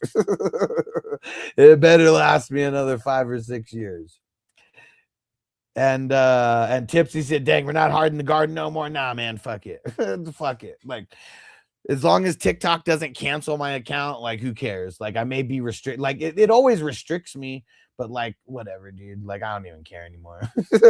Like, all the people like who are like, oh, you got to say grape or PDF file or shit like that. Like, dude, those people make like $2 off of TikTok. Like, I don't care if TikTok's gonna keep my $2 because I'm smoking weed. I don't even make $2 on a lot of these streams, but they're just gonna like keep $2 versus me like not smoking. Like, just keep it. Just keep it.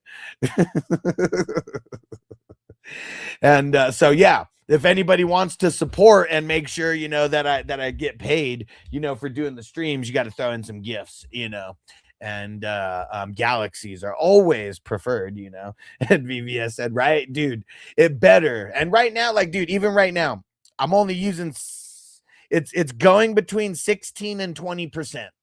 Like, dude, that's fine, man. I love seeing that gets me so excited to see that, like, I'm literally streaming at like max capacity, like right now to everywhere. Thanks, Crispy. And I'm still barely using 20%. Like, dude, that makes me feel so good. Because like last year I'm streaming and it's like it was always above like 40 or 50%, and then shit would it'd start lagging. I couldn't even stream in 1080p, bro. I couldn't even stream in 1080p. I felt like such a scrub, dude, having to use 720 because my computer couldn't handle it. But now we're Gucci. Everything's in 1080, and dude, it feels awesome, man. It's a really good feeling because yeah, this was no cheap computer, man. It was a $6,000 like beast, and I got a year to pay it off. Like last time, I think the computer after everything was like 4K. And like took me like 18 months. I got 18 months of like no interest, and I paid it off within the 18 months. And man, that felt so good. Cause that's like some people's car payment, but like having that computer helped me like start this whole business that I was doing. And then now this one, 6K. I only got a year to pay it off, but we're already 2 months in, fully paid. So we're good. We're good. Luckily, I paid down a lot of my credit card debt last year. That makes me feel like real good too. And because, dude, I won so much money from fantasy, and I literally put all the winnings towards my credit card debt. All of it. It was like, I think I won close to $4,000. And I used some of the money to go rebuy into like the next ones for sure. So some of the money rolled over, but dude, I know I threw like at least like 3,000 at my credit card debt, and I knocked out like 4 credit cards. Felt awesome, man. It felt awesome. Felt like I was really adulting. And the VVS, yeah, it's going to be a good investment. That'll just keep making you money, never ending money for sure, man. For sure. I mean, dude, and I like having the laptop because like, dude, I mean, I only moved the desktop a couple times. But like it was also such a chore because it's so freaking big, I mean, the laptop, it's easy money in a case, I can throw that in my backpack, and so yeah. So now I just feel like no matter where I go, no matter what I'm doing, I could be at like full capacity with with just a backpack full of my equipment now, and that's it. VVS, and for sure you made it finally. Yeah, exactly. Yeah, Cali Jam, I got you first. You'll be the first grade. It definitely was like I felt like I made it because there was like multiple years like in the past where I had to rack up credit card debt, pull out money from credit cards to like literally like pay bills, and like wasn't a good feeling, but it was like either do that or get a job. Not like fuck getting a job, like I just got to keep hustling. We're going to make this work, and then it'll be a full-time gig, at one point. And 7 years later, yeah, it's a full-time gig. So yeah, it feels great. It feels great. And everybody knows who's been along on this journey. So, I mean, dude, Crispy's like one of the longest, and he's been around since COVID. And yeah, like he's seen the evolution. Yo, JD, Jared in the house. Shout out to the Who Dat Nation. What up, bro? Jared also. Jared's been fucking around. Like Jared, like, dude, him and Corey, like, dude, they're like the original OGs, man. I swear, been around since like week four of the NFL season 2020. So yeah, dude, shout out to Jarrett. You the man. He's been around forever, man. One of the day ones, like the day one of the day ones. You the man.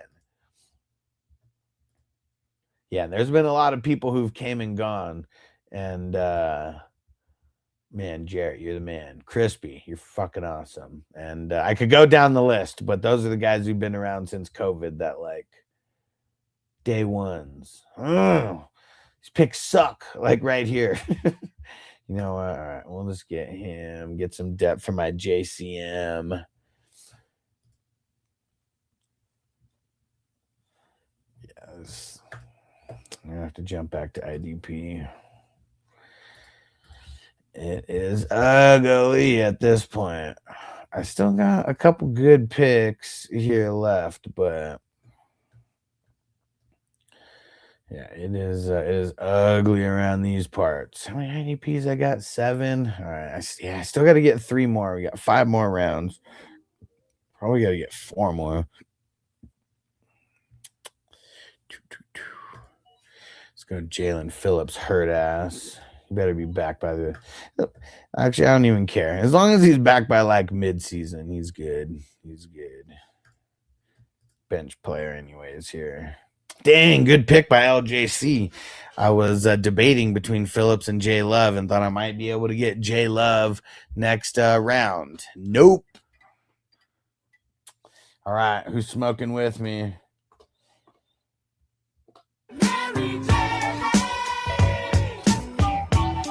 Yeah, Jets are going to bed. Want to jump in and say hi? Yes, sir. Thanks for jumping in, bro. Shout out to the Houdat Nation. All right. Fire them up.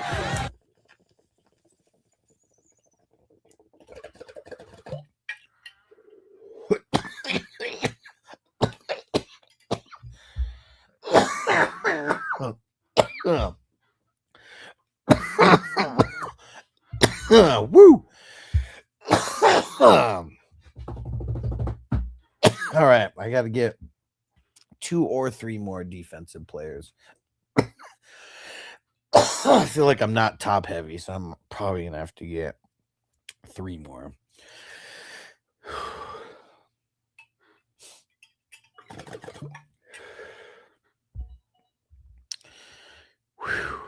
Dude, thick brick. What the hell happened to him, man? I know at one point he was in here. He might have just saw the team and been like, fuck it. Donated 10 to the game.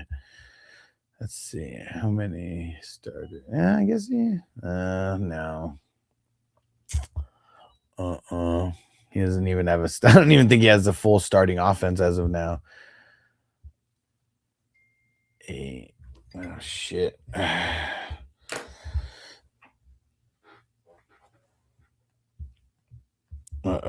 Let's see.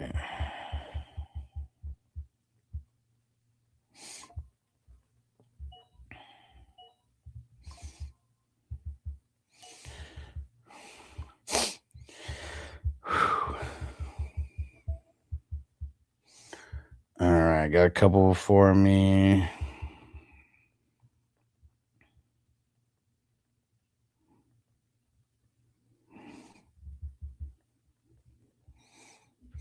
VV said that you do another draft tonight. Nah, I'll only do one.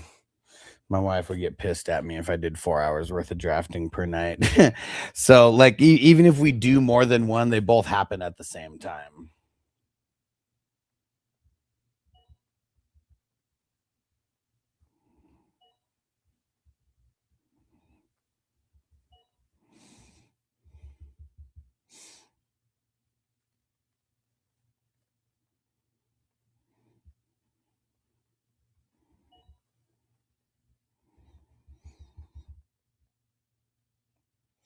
All right, almost back to me. Yes, I felt that my girlfriend hates me when I'm on fantasy football too much. Yeah, I literally had to make a business out of this to make it like this isn't just a hobby that I'm avoiding her, you know? Because I swear, dude, like in the beginning of our relationship, I felt like, there was always fights around fantasy football. But then, like, once COVID came and I was like going full force with this, and like, there's no jobs anywhere. Like, dude, like I was like waiting for money from this like company that like screwed me over. And like, so I like from March until January, I didn't get paid from the company that I worked for. I'd only worked there like 2 months, like after March. And like the guy was like, man, we're just we can't pay you because of COVID. So he's like, yeah, just stop working. He was like, just go file for unemployment. Such bullshit. But yeah, so during that whole time, like it was like I bought the computer and I started doing stuff, and I started working on like editing and stuff. And like then I just started going live. Like I started a Patreon, and I was going live, and I was just answering questions, and it got monetized on YouTube in like 11 weeks, I think 11 or 12 weeks. And yeah, then from there I was going live even more, and I'm like, leave your super chats and you're gonna get your questions answered right away. And like I was just smoking weed the whole time and answering questions, and I'd be live for sometimes like 5-6 hours a day, and like as long as I was making money, I was good. And at one point she was like, who do you think you are? You're just like smoking weed and talking about fantasy football and people are paying you? I was like, yeah, kind of. And she's like, okay. And Brown said James Conner as your second. You only got 2 RBs. New strategy I haven't seen done. Yeah, for sure. I mean, that's what I feel like. I feel like he auto drafted like his first 15 rounds, came in and then looked at the team. I was like, fuck it, I'll just get in tomorrow's or something. And VVS has such a vibe, man. I love to be doing that. Yeah, and it ain't easy, man. Like I may make it look easy, and people may just think I'm like a dumb stoner, but like literally, like I like being 40, like now I have 30 years of sales experience, probably like 25 years of marketing experience. I mean, even counting before COVID, like I'd already had like at least 5 or 6 years experience of like running my own business. May have been an illegal weed business, but it was a business nonetheless. And like it's so awesome that like now I just smoke weed and my whole life is like fantasy football. And Lalo Lyle, he said, where's Kadarius Toney? Man, fuck Tony. And VVS said, I really respect and inspired by hearing that. Thanks, bro. If you go search, I mean, there's one interview that I did on the Ian Bick podcast. And if you go search Ian Bick, Alex Marino, you'll find it. And that gives like, I wouldn't say my whole backstory, but it gives like a really decent amount of like my backstory. All right, I got 2 more picks left. Did I get to I think I got to 10. 1, 2, 3, 4, 5, 6, 7, 8, 9, 10. All right, I got my 10 IDP. Probably got to get another one, but man, it's like so ugly. Like I don't even know like who should be picked out of these offensive guys. It's all trash. And VVS said, I'll have to look it up for sure then. Yeah, definitely. And if you can't find it, it's like, actually, you know what? I could probably even just find it on YouTube, and I'll message you on Sleeper because you just messaged me there. I should have this saved somewhere. I don't know why I don't.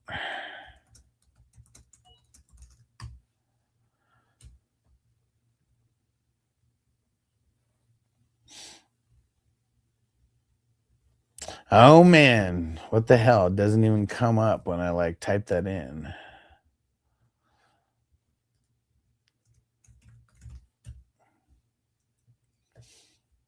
There it is.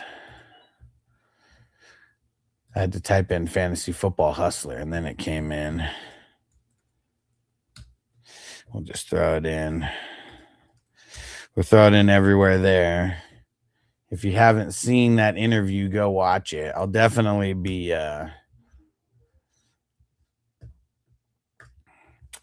definitely going to be doing more interviews. And is that Elaine said 9 what? I was talking about offensive versus defensive players. All right, there we go. Got an offensive player.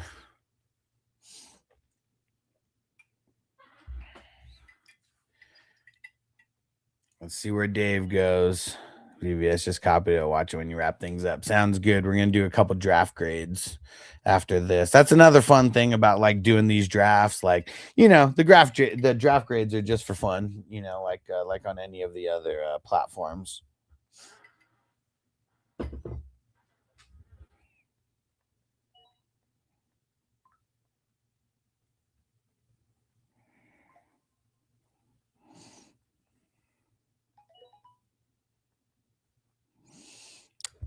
Okay.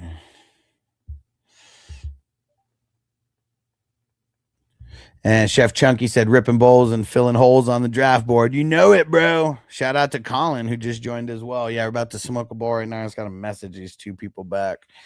Been drafting for 2 hours and just totally forgot to message these people back.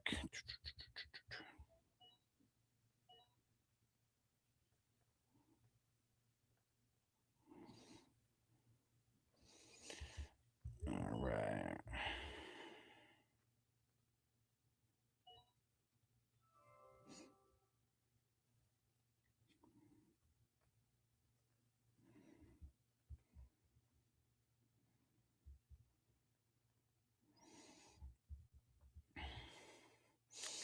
Okay. And Yona, what up? All right, VVS said he's lighting up. Let's go. Let's fire it up, baby. All right.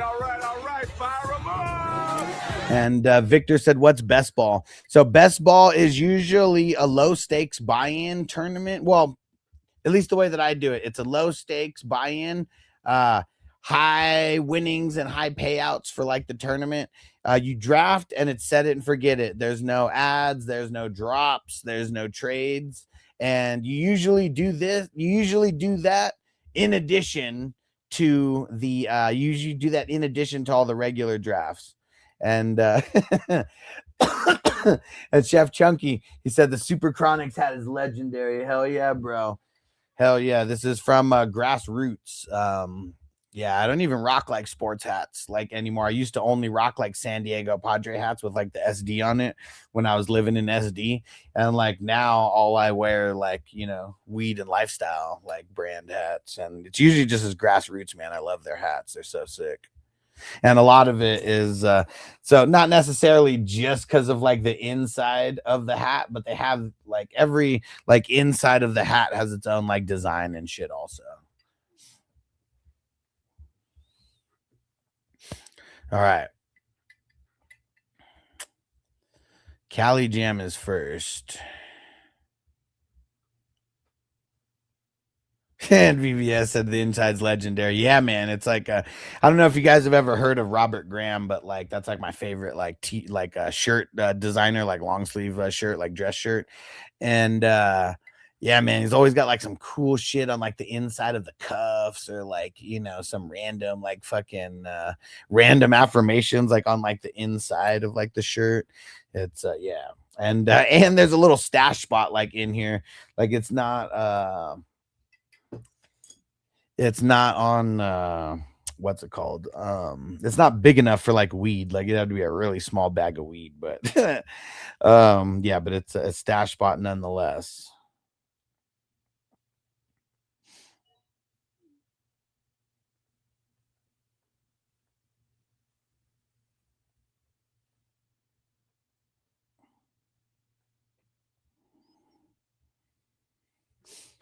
All right.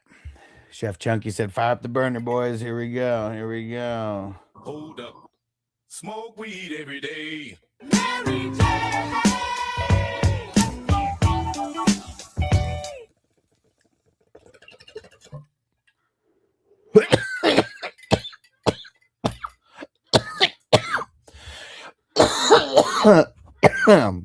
And VVS said unique stuff.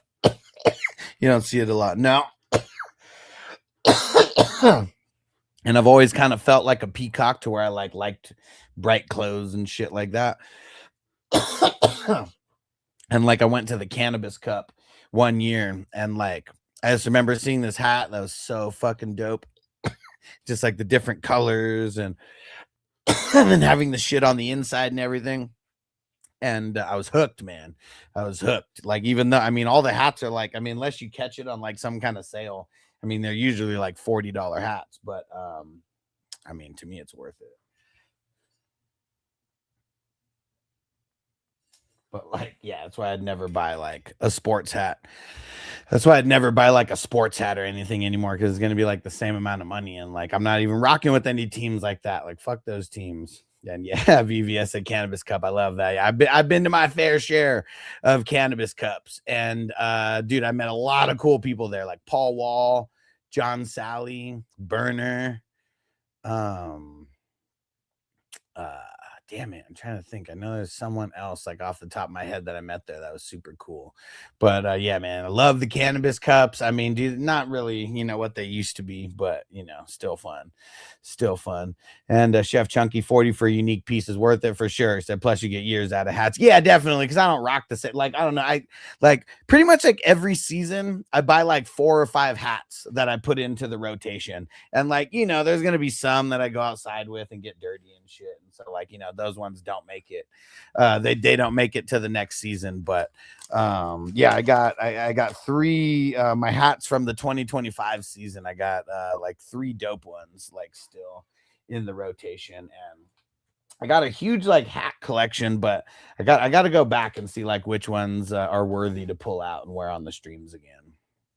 All right, one more bowl, then Cali Jams. Anybody else want a grade? That's also why I was killing time, because right now it's only Cali Jam who said that they want a grade. But here we go. Let's fire it up. You want to get high? We gonna get high? Just let me get high. All right. Dang it. And people keep messaging me too. All right. Sounds good, Brown. You'll be after Cali Jam.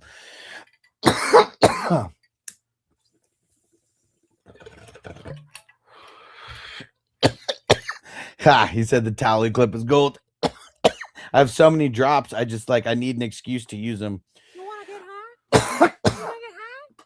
Just let me get high. For you wrestling fans. So put that in your pipe and smoke it. Roll a fatty for this pimp daddy. For you Mac Dre fans. For you Cat Williams fans. Well, why is it sparkling then? Why is it sparkling?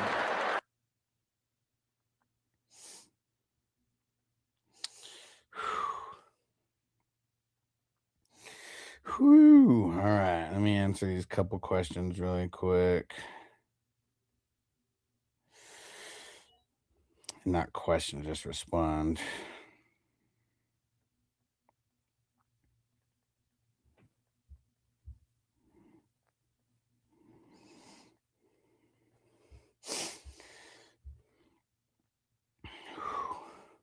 I appreciate whoever is hitting the like button on TikTok, because we need more. And if we get someone throwing in a super chat or a galaxy on TikTok, anything like that, what super chat on YouTube, galaxy on TikTok, I'll take a fat ass like dab.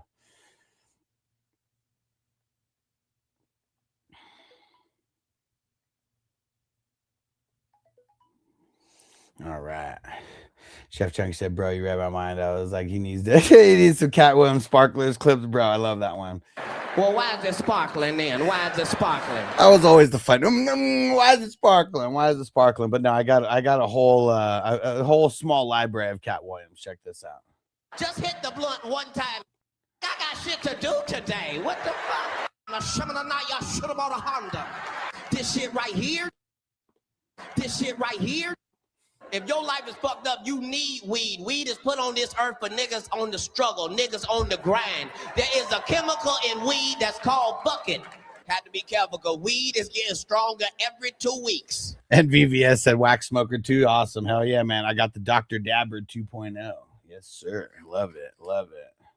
Don't give me that shit about it's a drug. It ain't no motherfucking drug. I done the research. It's just a plant. It just grow like that. And if you should happen to set it on fire, there are some effects. Some of y'all just need to smoke some weed and see if it don't help the quality of your motherfucking life. And Chef Chunky said this shit right here. I mean, dude, that's the funniest. This shit right here. And then if we got to go wrestling, if I got to get crazy. What?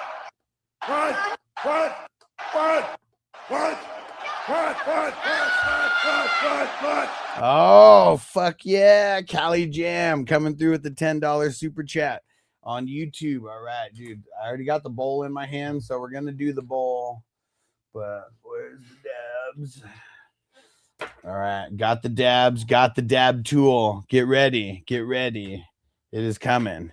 Cali Jam just made it be a little longer before his grade, but we're keeping the party going. And whoever is hitting the like button on TikTok, I appreciate you. We're about to be at 6,000.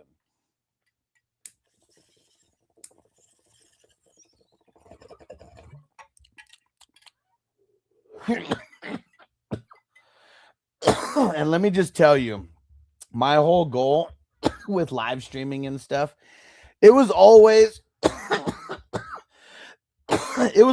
to, like, you know, try to build a business and make money and stuff. But like my number one goal was not making money. My number one goal was finding my fantasy football weed people, bro. My fantasy football weed people. Like that was always my number one goal, because like, dude, for you guys, if you guys don't know, on TikTok, like Ricky Williams, like, dude, me and Ricky Williams are friends. I could say that. Like, dude, it's fucking awesome, man. And it's because of the weed and football connection too. He was like, man, I love what you're doing. Like, I got to get him into a fantasy league. It's you know, who knows if it's ever going to happen, but I know like one of the terms that I use, and, you know, like haven't trademarked or anything, but have t-shirts and idplife.com and shit like that. Yeah, IDP Life. And we were watching a Monday Night Football game with them after this event, and there was an interception to end the game, and he like comes in from the other room and he's like, IDP Live.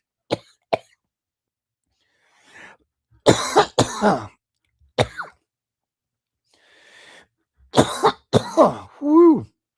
All right, we're packing up this dabberoo.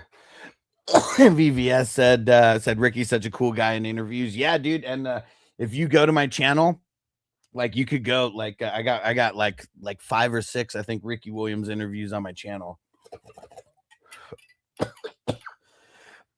Yeah, if you just type in Ricky Williams fantasy football hustler on YouTube, you'll get like a string of interviews. He's been on the channel, I think, like a half a dozen times.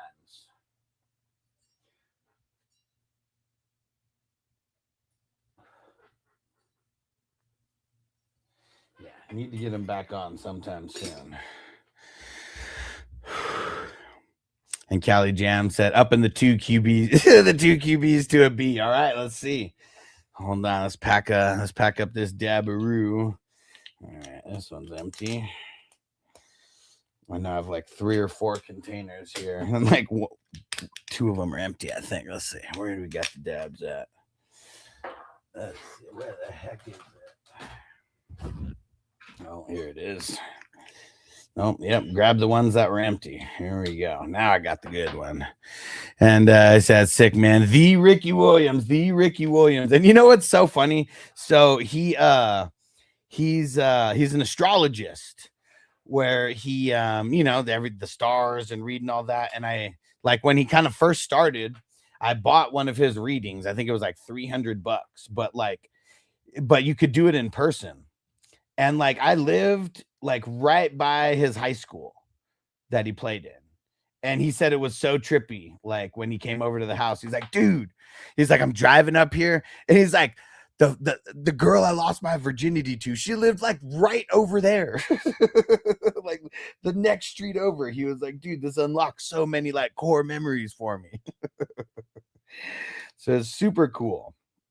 Super cool. And yeah, man.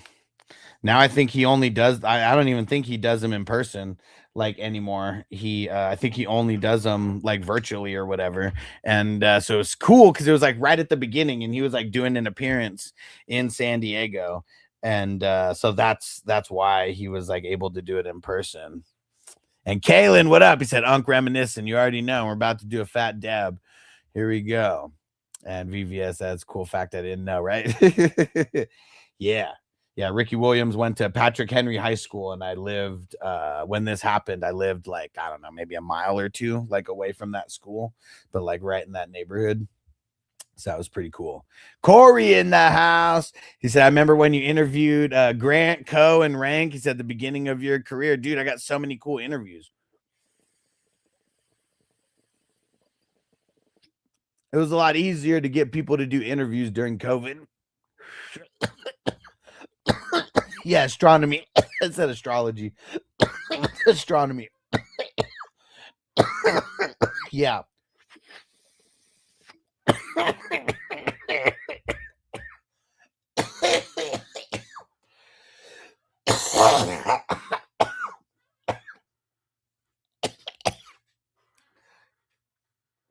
Oxygen.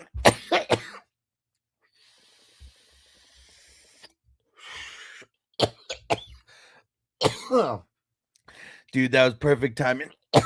Chef Chunky, we just hit 10K likes on TikTok. Woo!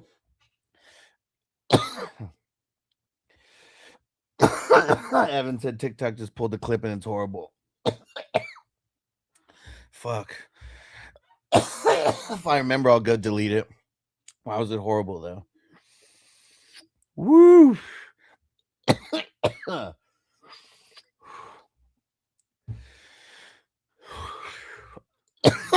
Oh man.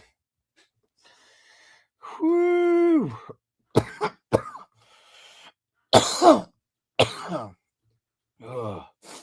Kind of grabs you by the boo-boo, don't it? Oh.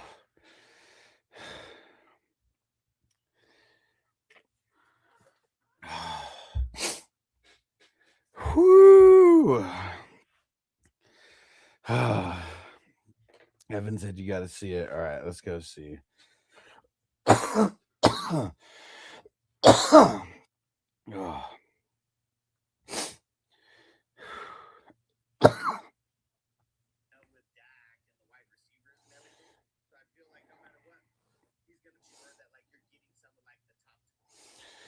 Let's see.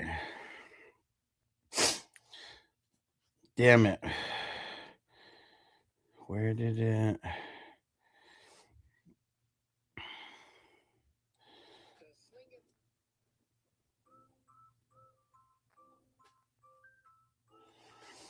Yeah. No. How the hell do I delete that? Yeah, why can't it give us songs that are like more of the vibe of what we're doing here? And Corey said, got to bring those back for another round. Someone like that. Yeah, definitely. Someone else in the fantasy industry. Yeah. And he said, new look with the beard. Yeah, I pretty much what happened. Pretty much what happened is I shaved off a little too much. And, we're starting over, going back to the beginning.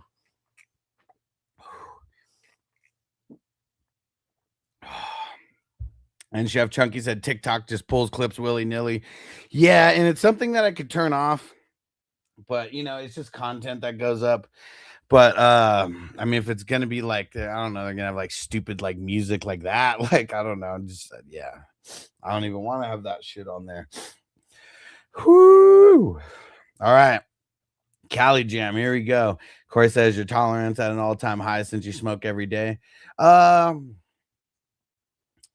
Well, I guess, the thing is I would say that I'm smoking on a normal basis, like B+ or A- grade. That's because I know what A++, is. And so I would say on a normal basis, I'm smoking that type of tier. And so like, I feel like it is at a high tolerance for that. But you guys could see when I'm coughing and shit, it's like, even when you have a high tolerance, it's got to smoke bigger bowls or actually just like take a fat rip. And, like tolerance almost doesn't matter. And I'm not doing dabs all the time. Like that, I think you might have came in right when I was like taking a fat ass dab because of Cali Jam throwing in his his super chat, you demand Cali Jam. And yeah, like if I was smoking dabs all day, I probably couldn't even smoke weed. But like that's also why I don't like smoke dabs all day, because I don't want my tolerance to like get to that level.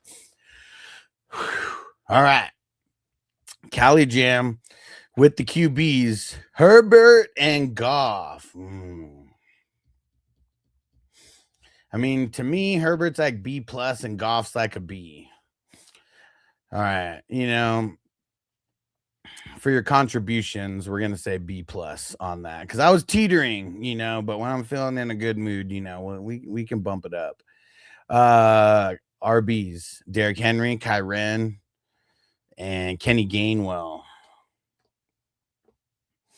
Oh my God! They killed Kenny! You bastards! I'm going to say a B plus for that. Kenny Gainwell is just, he's not he's not going to bring down the average there, I'd say. Wide receivers, Amon-Ra, Devonta Smith, Scary Terry, Mike Evans, and put the tight ends in there. Kraft. Man, that's solid also. I'm going to say a B plus for that as well. I don't think it's got enough firepower to be at an A minus, but yeah, B plus. And man, you're correct, man, about pretty much everything you said here. Let's see the IDP. Brooks, Olakun, Dodson. Well, obviously, and Cashman and Eric Wilson. Man, I mean, that's fire, man.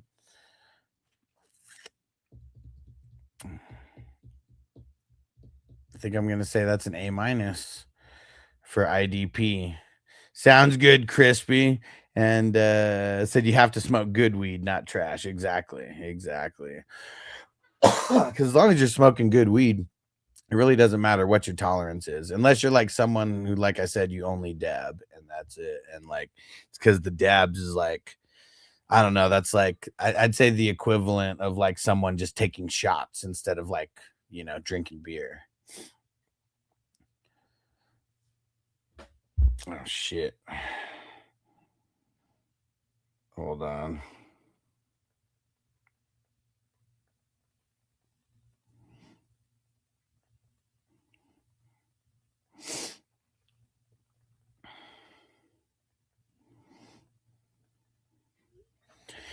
Okay. So, dude, I mean, B plus, and then A minus. Dude, so that's up 5. So that's a 90. A minus. All right. Hey, you drafted a really solid team for being number 12. That's for sure. Okay, Brown. You still around, Brown? I know it took forever to get here. We got Hurts and Malik. I mean, to me, Hurts is like a B plus and Malik's like a C plus. So, man, I think, I mean, it's teetering between a B and a B minus is what it is. Because of Cali Jam, I guess I'm feeling in the grade up part of this. So we'll call it a B. You can thank Cali Jam for that. And then with the, hold on one second, guys.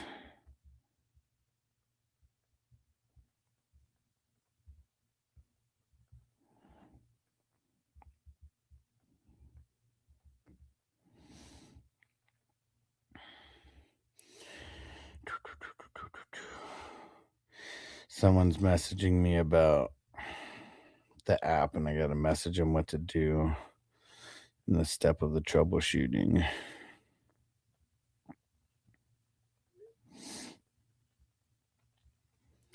Okay. Running backs. All right, Brown's there. Walker, Bucky, Jalen, and Harvey. So this one's kind of tough because, I mean, I got Walker as a B plus guy. But then Bucky, Man, he's kind of like a B at best, but then Warren and Harvey, I think, are like C+ and C guys. I think I'm going to call that a B- for the running backs. And wide receivers, JSN, AJ Brown, but then it drops Watson and Pierce. I mean, JSN obviously an A. AJ Brown to me is like a B+ guy. But Watson and Pierce, man, we're talking about B- and C+ like type guys. I'm gonna say a B+ total.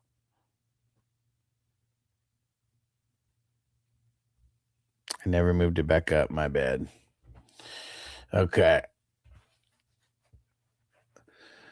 So we got a B, a B-, and a B+. B, B-, and B+. Where's your IDP? Starts with Hunter, way down here. Hunter, Jeffrey Simmons, Drew Tranquil, Latu, Mac Wilson. Wait, 1, 2, 3, 4, 5. Mac Wilson would be the last. Whew. That's rough. I mean, Daniil Hunter's like a B+ guy to me. Simmons is probably like a B-. Tranquil's like a C+. Latu C+. Mac Wilson. I feel like Mac Wilson's a B-. Like as long as he comes back and like, you know, isn't shit after the injury. Like he's solid. But all in all, man, I'm gonna have to call that a B- for the IDPs because it's not horrible, but it's definitely not top heavy. But that you already know. Okay, so it was a B, a B-, B+, and then a B-. So that's down 1. That's an 84. 84. No, am I wrong about that? Hold on. B, B-, B+. Yeah, and then B- down 1. Yeah, 84. A B. All right, let's see. Crispy, oh man. I feel like Crispy drafted really bad today. Like I was watching him and I was like laughing at him because like I've seen way better out of Crispy. That's for sure. And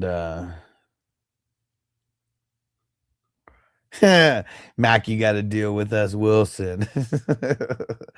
Yeah, dude, if he comes back, because he was doing so good. Like he was one of like the pickups like that I kept mentioning for a few weeks at the beginning of the season for the redraft.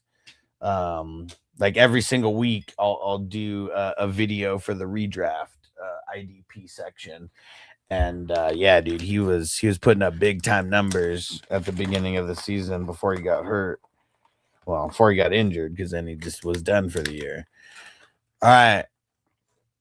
I mean, Crispy kind of lucked out with Josh Allen getting him where you did because he usually doesn't like drop that far. But dude, then Darnold. I mean, Darnold in the 6th. I mean, that's not horrible. But dude, Rodgers in the 7th. Man, that's horrible. What? I said it's horrible.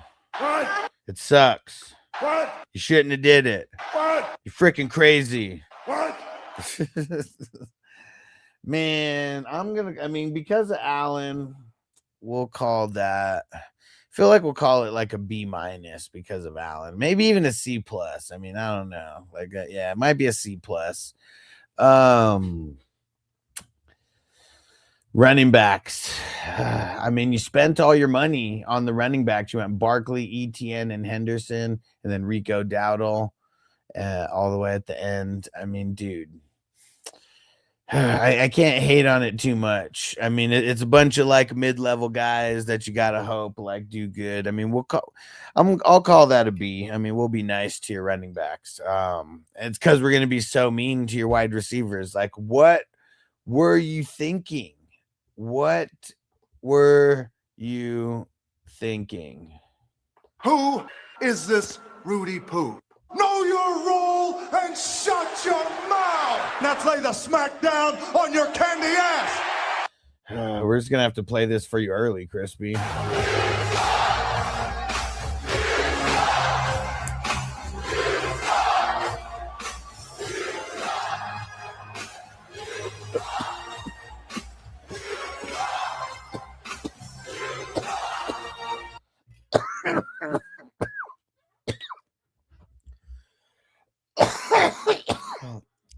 T. Higgins, Brian Thomas, and Crispy said, but there's one problem. But there's one problem. Everybody still thinks that I absolutely suck. Dude, T. Higgins, Brian Thomas, DK Metcalf. Why are you drafting DK Metcalf in the 9th round? Kittle in the 11th. Oh my gosh, come on, man. Like, what is going on? Snoop. Snoop DeWhoop, yes. Finally, The Rock has come back to Las Vegas. I am live, baby. What up, Snoop DeWhoop? We just finished the draft. I'm doing some grades, and we're talking some crap around around Crispy's team. And VVS said, sounds like you're hating his team. Yeah, and you know, for those who don't know, it's a little bit of a shtick. I always talk shit about Crispy's team. That's why I said, give me my F. Dude, let's smoke it up, bro. Another bowl is about to come. Another bowl is coming. Yeah, man, that's ugly, dude. It's fucking ugly. Like, dude, T. Higgins is your best. Like, that's horrible. Like, I want T. Higgins as my number 2, maybe even my number 3 in certain scenarios. And yeah, Brian Thomas, I mean, flop city. DK Metcalf, now with Pittman coming over there, he's done. But like, everybody else drafts DK Metcalf in the 11th round. Like, why are you drafting him in the 9th round? George Kittle, I mean, it could be worse. But I mean, dude, since you drafted him, he's probably going to get hurt again. And Brian said, grade my slow draft. He said, I'm fucking smoking. let me know what number, and I'll pull it up after Crispy. Yeah, dude, that's ugly, man. Like, maybe a C. Like, dude, that's even me being generous. Like, for that one, that's ugly. And man, you better not have messed up on your IDP, man. That could ruin everything here. Sherwood, N'Kobe Dean, Devin Bush, D Winters in the 17th round. Come on, bro. Buda Baker. Oh man, I can't hate on Buda. But like, Buda's in your top 5. Like, that's not good. Like, dude, he should be a bench player. You drafted him in the 21st round. That should be a bench player. Like, right there. Dude, I mean, you were on a roll with your first 3, and D Winters and Buda Baker, like, as starters. Oh, come on, man. I'll say a B- for that. And all in all, I think this kind of comes down. I mean, you're getting a 69, Crispy. That's what you're getting. 69, dudes. That's a big D, man. That is a big D right there. So do the 193. It's not done yet, though. Well, see, like, when I do these, I just do the starters. Let's see. I don't know if you got all your starters for defense, but you definitely got all your starters for offense. If you don't, your team sucks. Let's see. Where the hell are you? Snoop DeWhoop. All right. Joe Burrow, Baker. That's solid, man.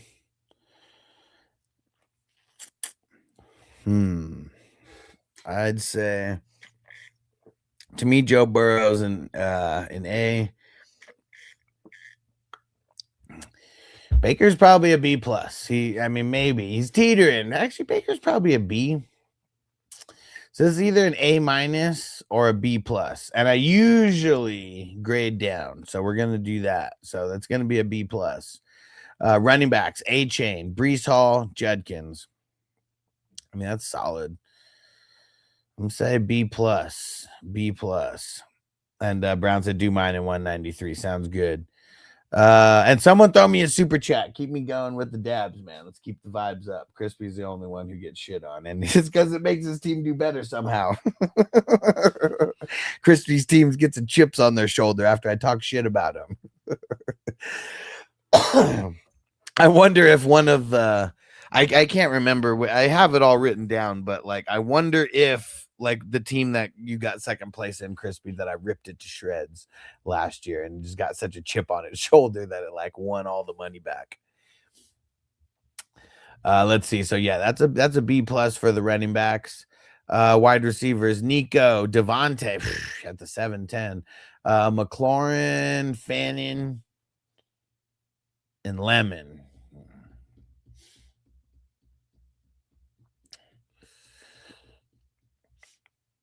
I mean, that's either a B or a B plus. Brown, you the man. We're getting a dab going right after this, right before your grade. Yeah, that's the secret, guys. You want me feeling really good before your grades? Super chat brings a dab, and yeah, the wall comes down a little bit. I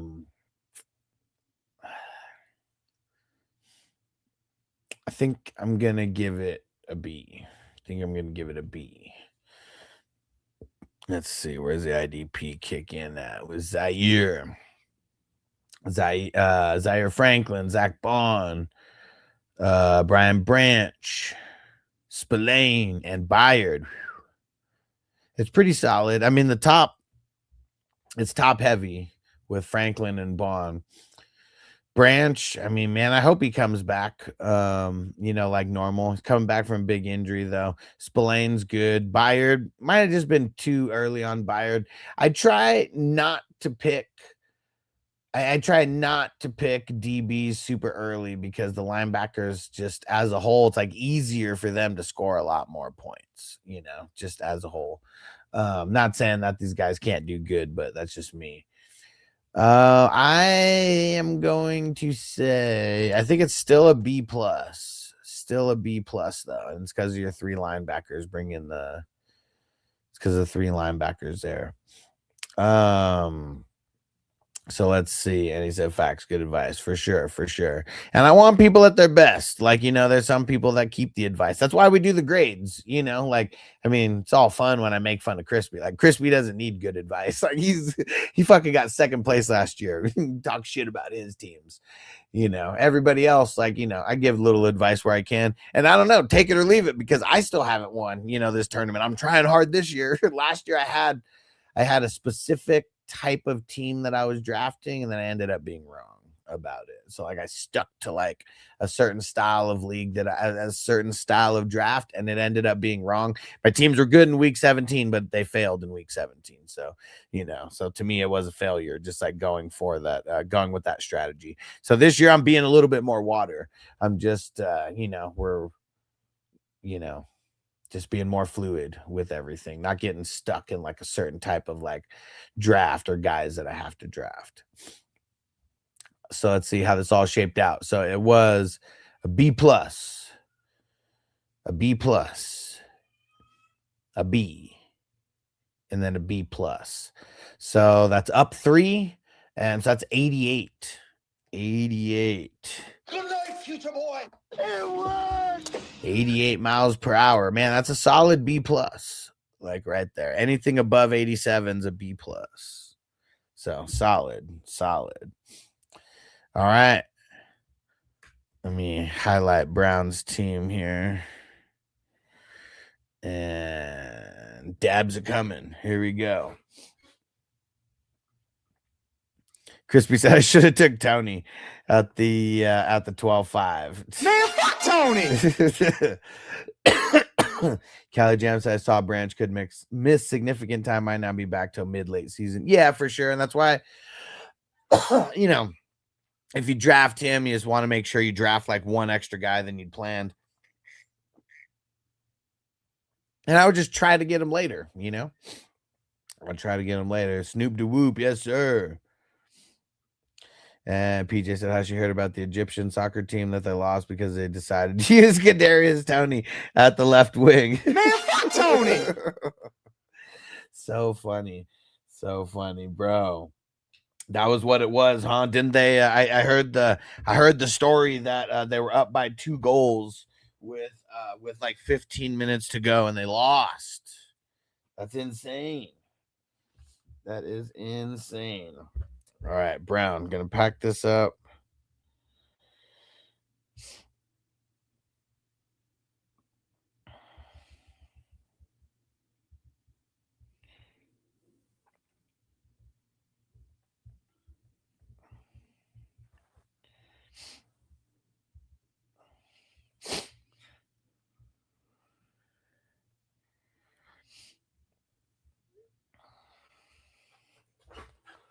Okay. VVS that Tom Brady tweeted and it said about he said it was a better comeback than his 28-3. Yeah, for sure, dude. I mean, I would just say, like, if I would say most people, including professionals, would say it's almost impossible to come back 0-2 with like down by 2 goals with 15 minutes left. I mean, that just seems insane. Like, you need so much to go right in that little amount of time. And PJ said, man, no news. He said, no clue news to me. I tried to watch USA game yesterday. I was bored out of my mind. Yeah, it was on in the background for me. I wasn't like paying attention the whole time. And I think even like my son like took my attention when like the 2 goals like happened like back to back, one for USA and then one for whoever the hell they played.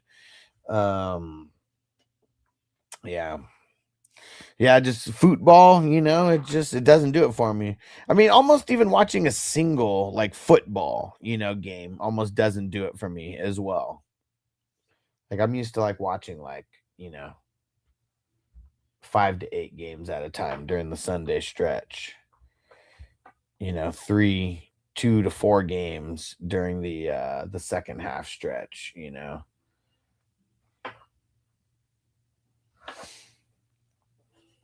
Yeah, Belgium. Fuck waffles. I don't even want waffles no more.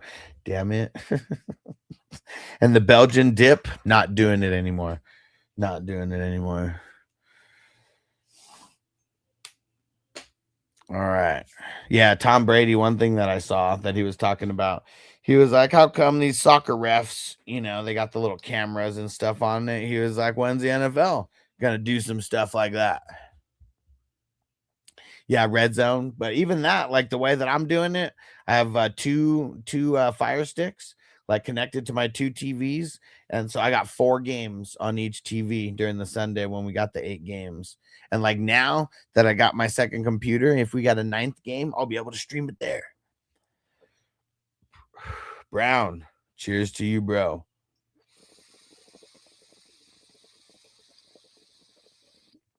Marty said muscles from Brussels, John Claude Van Damme. Only good thing from Belgium.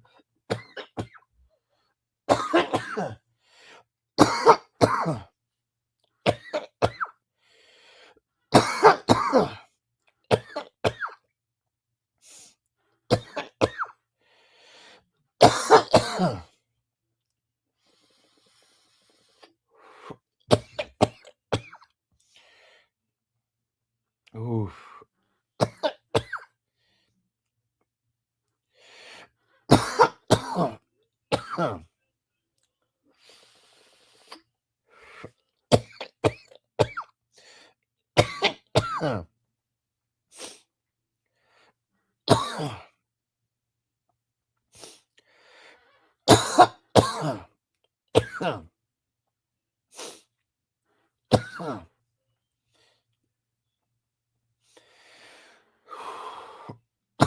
Woo!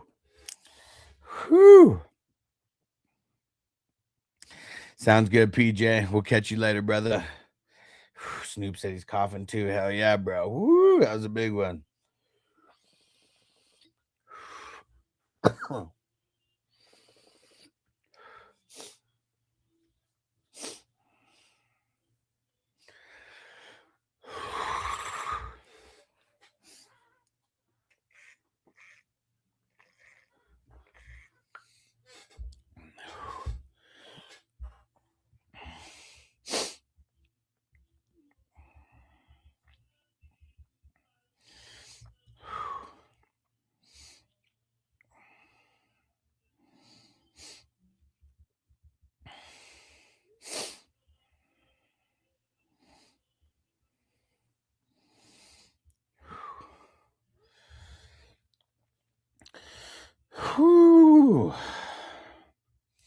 Said cough like that in 2020, people running out of your way. Work like a charm. Bro, I used to love doing that. Like I'd always like we lived like where we lived, we had a gate around, and so we were always like in the front yard and stuff. But just anytime people would walk by, I would just cough like hella loud, and you'd see them like start running.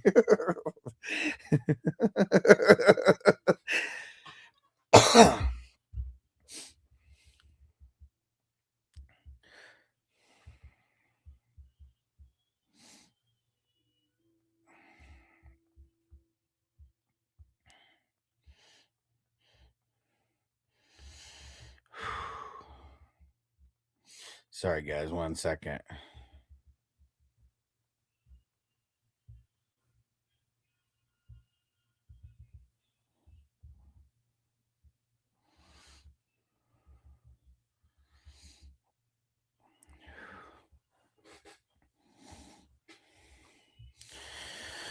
Whew. Here we go. So Brown, Lamar, Mahomes in the 5th, Kyler Murray in the 6th. I mean, that's really good for the QBs. I'm going to say A for the QBs. I mean, fringing on an A+, but we're going to call that an A. Running backs, who is ugly. ETN, Manning guy, and JCM.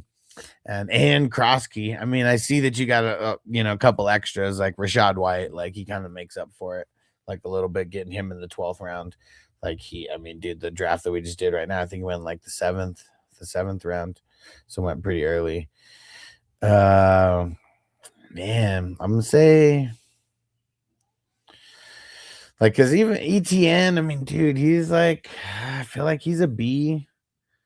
Like him and like Hall kind of start like the B tier of like guys, and like Manning guy C, Krosky C, Rashad White maybe C+, potential B-. I think I'm gonna say C+ total for the running backs there, and wide receivers. I mean, exact opposite. Chase and Rice, Igbuka, Watson. Yeah, I mean, that's fire. I'm gonna. To me, Rice is still is up there. Like, I mean, he's still kind of a high B+ guy. Like, to me, man, this is either an A- or a B+, and I think I'm gonna give it an A-. Yeah. Let's see the IDPs.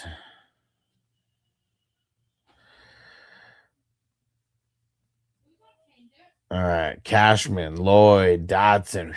Man, I mean, dude, the rounds that you got these guys in is awesome. The Kobe Dean in the 20th, dude.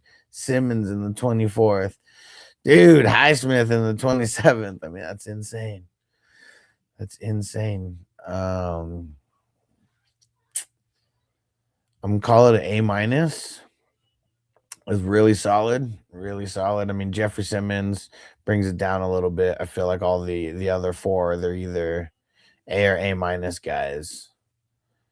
Yeah, that's solid. Let's see how it all shaped out. So said A-, it's up to C+, so that's down 2, so that evens it up there. And then A- for the wide receivers, right? Is that what I said? I think I said A-. And then an A- for the IDP. So that's up 4 total. So that's an 89. 89 for the starters there. And dude, jealous because I wasn't in this one, and dude, you swooped on a lot of those IDP guys really late. Because yeah, I mean, Dotson going a lot of, I mean, all 4 of those guys, maybe not Cashman, maybe Cashman's the only one who you drafted who actually goes in that round, but everybody else, Lloyd goes earlier, Dotson goes earlier, Dean goes earlier. I mean, I don't know, you took Jeffrey Simmons way earlier today. I mean, that's still crazy 24th round that you got him in. Whew. All right, Time to shut her down. Appreciate you guys rocking. Yes, TikTok was super lit today. 17,000 likes. Hell yeah. And appreciate you guys coming through over there. And yeah, many more. All right, we'll see you guys later on TikTok. And then everybody else, appreciate you guys. Another draft. I already posted the link. And yeah, let's go get in it. Let's try to fill multiple drafts. Yeah, let's do it. Peace out, guys.